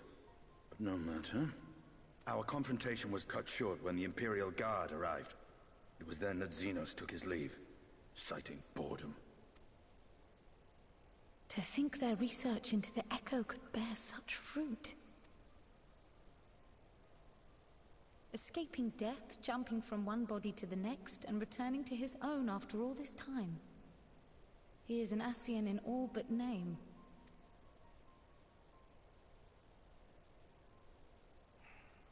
It beggars belief, aye.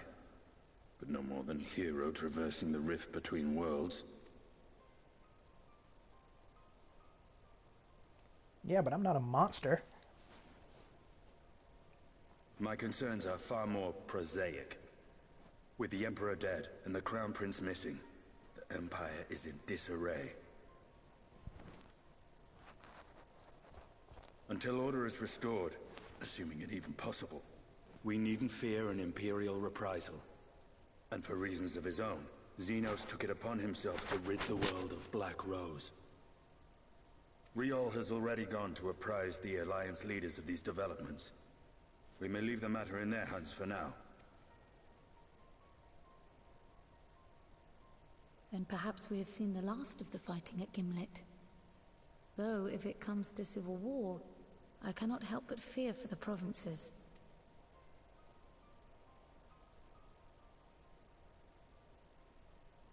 Ah, I'd nearly forgotten to ask. What became of Gaius? Did he not escape with you? That he did. But we parted ways shortly after leaving Garlemald. He claimed another threat had arisen which demanded his attention. He didn't elaborate, but the absence of some device or other in the capital gave him reason to believe they're planning something. Lest you worry, I believe he has well and truly shed the Black Wolf's pelt. Conquest is no longer his objective. We may safely leave him to his own devices. Well, it's nice to have one less foe to worry about, even if we do have a mysterious new threat to look out for instead. Speaking of which, I'll see that Riol and Al Shinobi are made aware. Though we still know next to nothing, it can't hurt to be vigilant.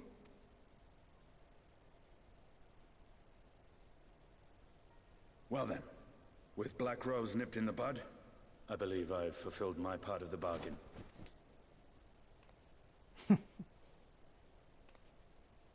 That's true, but with the Archon still slumbering away, we were hoping you might agree to stay with us for a little bit longer.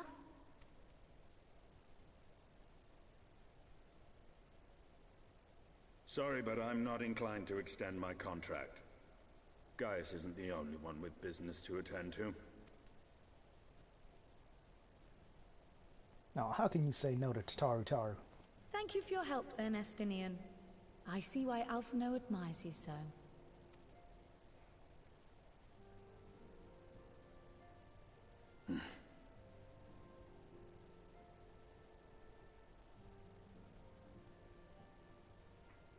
Farewell, my friend.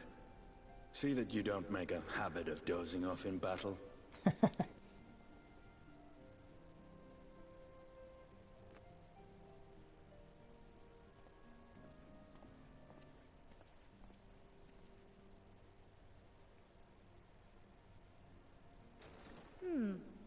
I suppose we should all be getting on then. As ever, we will see to the Archon's needs. In the meantime, why not get some rest? You've more than earned it. Go on. I still got roulettes to run.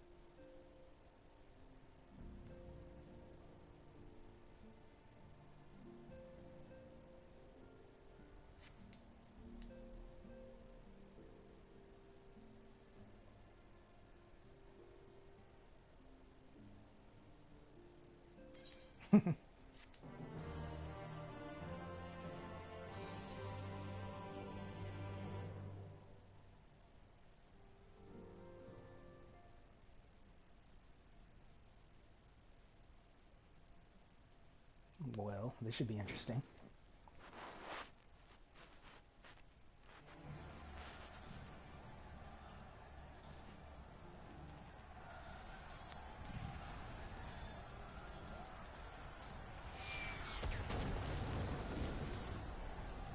I guess that means yes.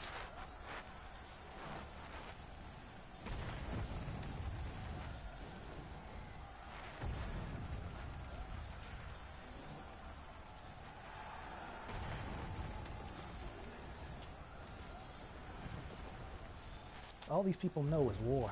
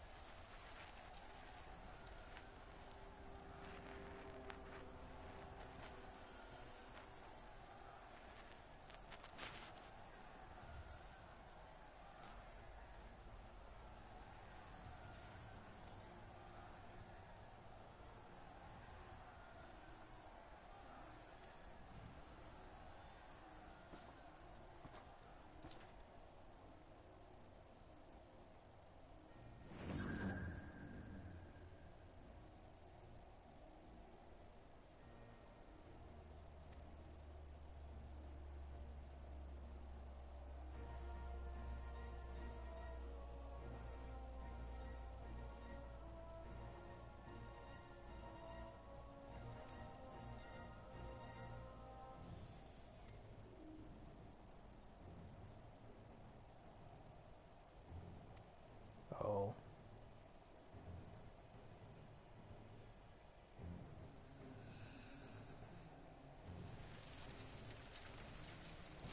Man, things are getting so interesting. I thought they would have said my name, but no, they're talking about slaying the god among gods.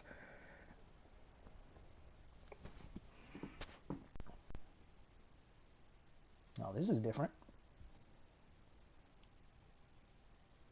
I think. The old memory's not what it used to be.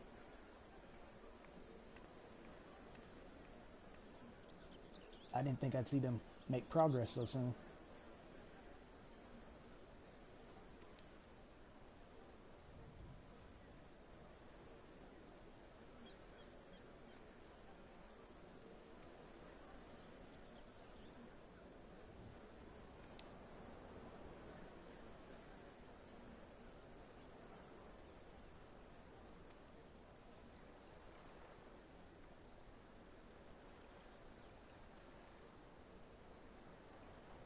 Hey.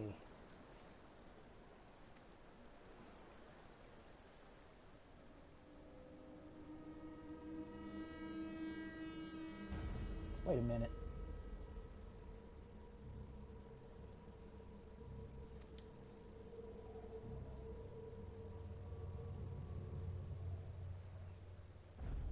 About to say, wait a minute, why is he...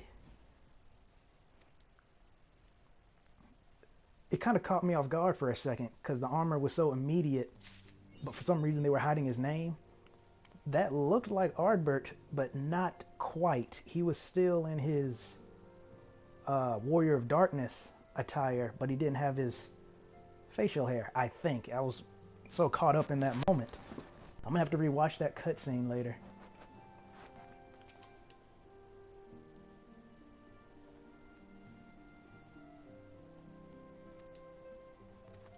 I'll probably go and do that before I end the stream.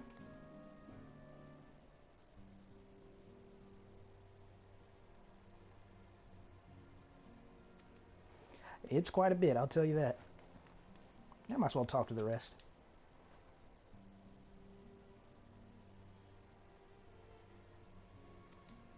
So yeah, as I was saying about Gaius' sword, but all of the Garlean gunblades, to be specific.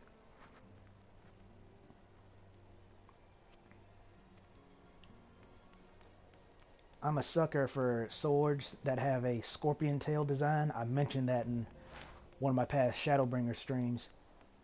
And it would be nice to have a sword bigger than this. This one's decent, though. Wait a minute. They actually gave us a not goofy walk? The walk isn't goofy now. I'm sorry, I don't usually emote this much, but I'm serious.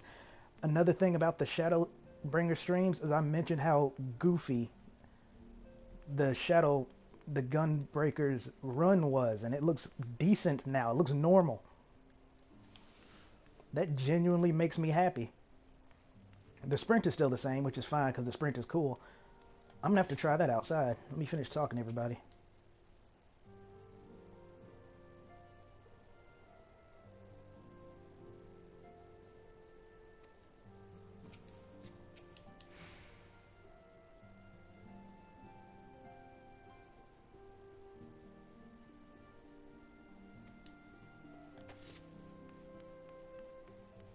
Huh.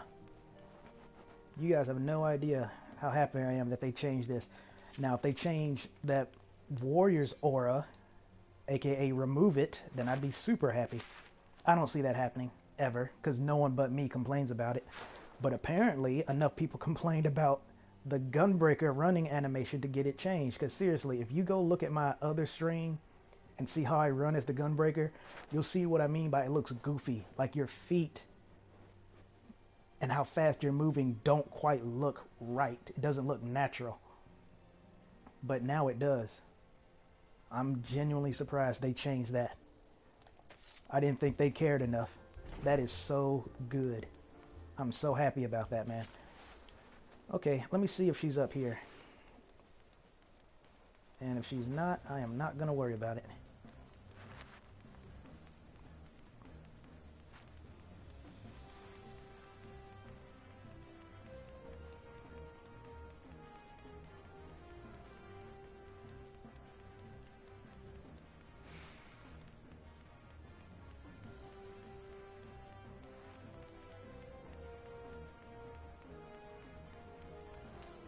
Hey, what do you know?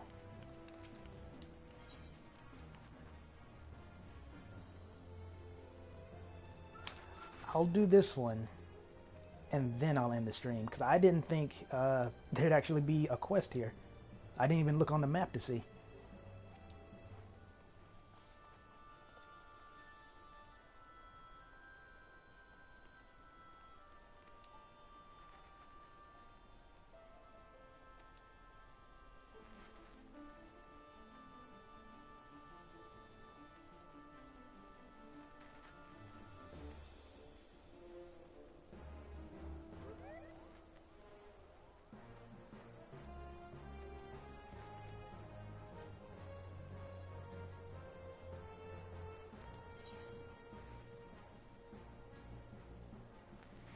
Normally, the jerk in me wants to say this, because there's just something about the way she talks, and that one row dude was talking to the new mayor of Yulmore. They have this way they talk that feels so condescending all the time. That bugs me. But she's really hurting right now, so...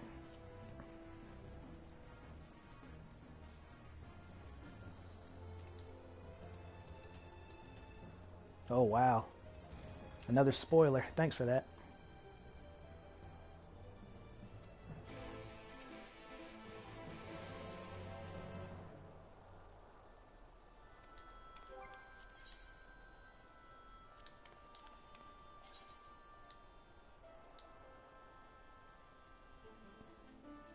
That's the goldsmiths, okay.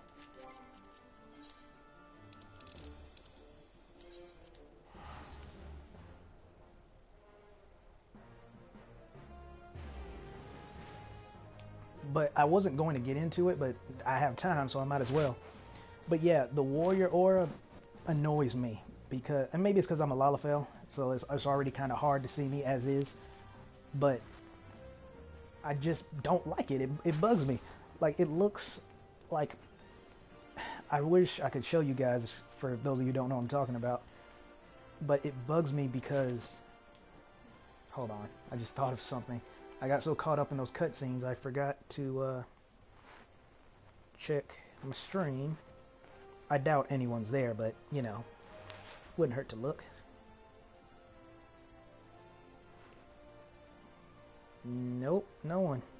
Except that one guy who clocked out super early, didn't really say anything afterwards. Let it be known that I did ask him what did he want to talk about, and he didn't say anything, so oh well.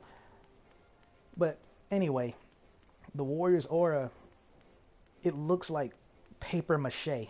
It's really annoying to look at.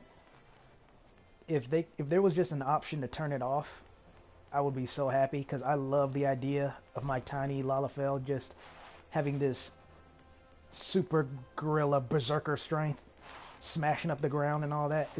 It's so satisfying to watch. But oh man, that aura. But you know what? I got a normal looking run for my gunbreaker. I'm gonna call that a win for now.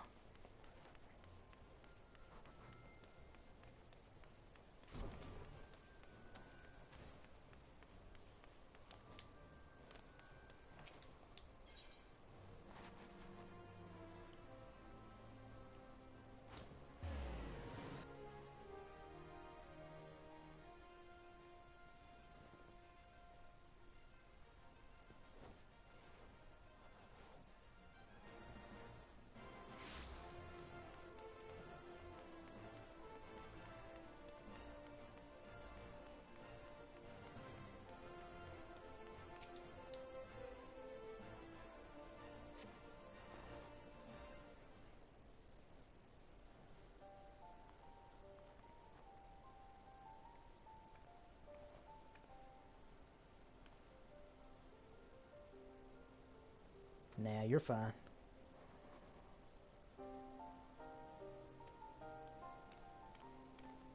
Hey, I never thought I'd see these two again. I was gonna say, you meet these guys, I believe, in the Temple of the Corn. Again, bad with names. Hard mode. And they have heterochromia. It's like one of the first instances I believe you'll see NPCs have it.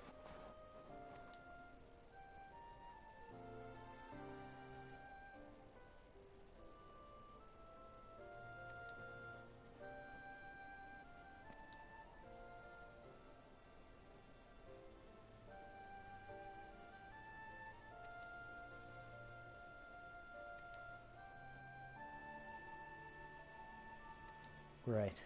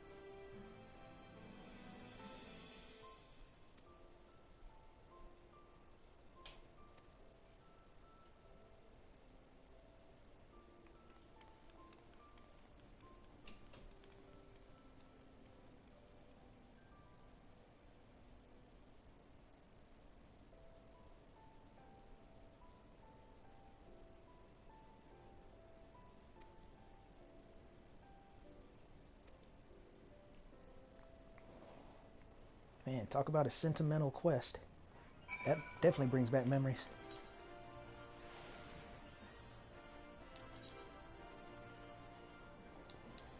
And man, every time we come here, it's never for a good thing.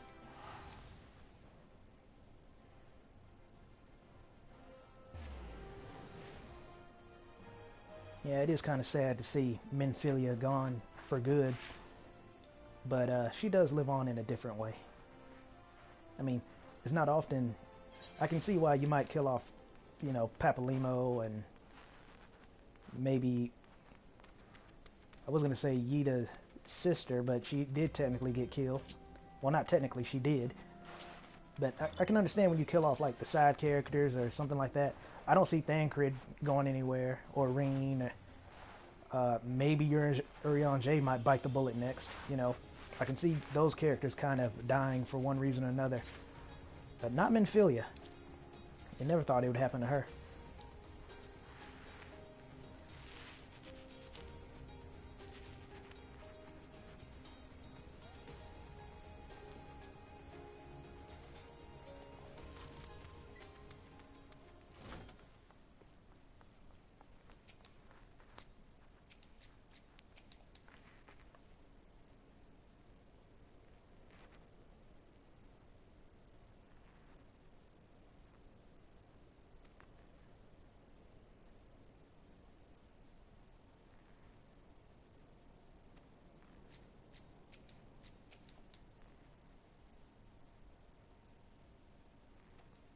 I need to avoid this little thing right here. It's more dangerous than you might think.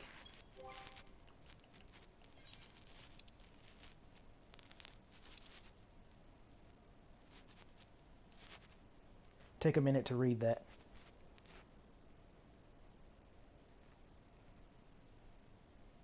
Yeah, so not one of my favorite minions. I'm not joking either. Anytime I'm near a fate that involves Lalafels getting eaten, I do the fate. I kill the monster.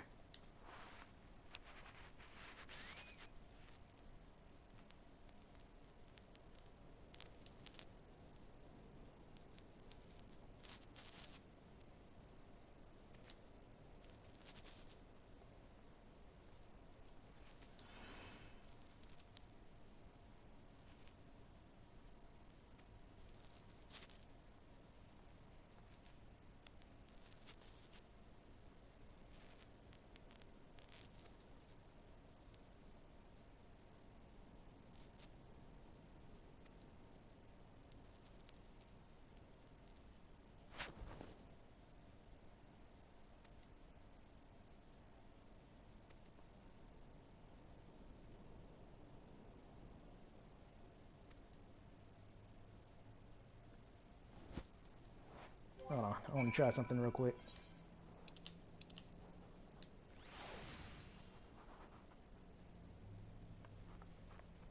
Yeah, that's neat.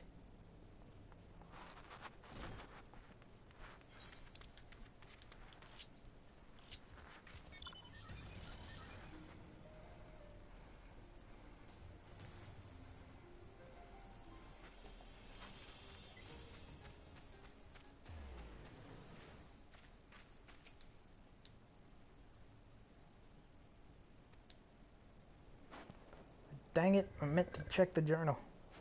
Actually, I can. I'll just have to, like, skip the cutscene after. Nah, I don't want to do it now in case I'm wrong. Just a little awkward.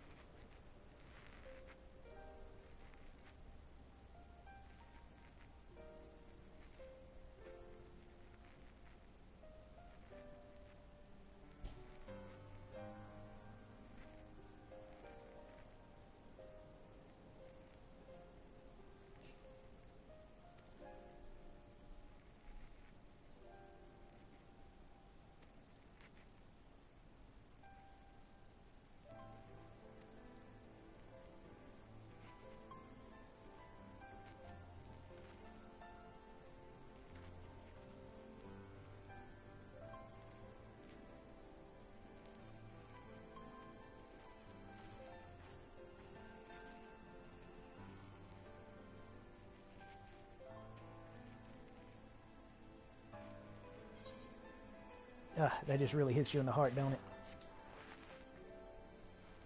Sorry, I know, it ruins the moment, but I gotta do it.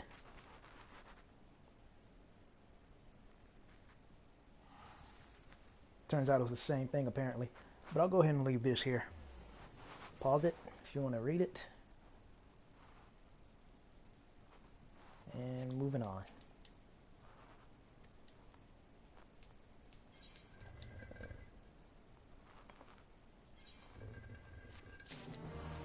There we go. So, I never knew this was his grave the entire time. That or I forgot. No, I think I just never knew. But yeah, so now that the stream is over, I'm going to rewatch the ending parts of it, like the Ardbird look-alike, which is weird. Because again, he was in his Shadowbringer. He was in his Warrior of Darkness set, and I didn't get a good look at his face to see if he looked exactly like Ardbird or what was going on there, but it was really weird that he looked that way, and that it said his name was Wayward Warrior, even though it was supposedly clearly Ardbird. It didn't quite look like him. So, I don't know. But that being said, thank you all for tuning in, and I'll see you around.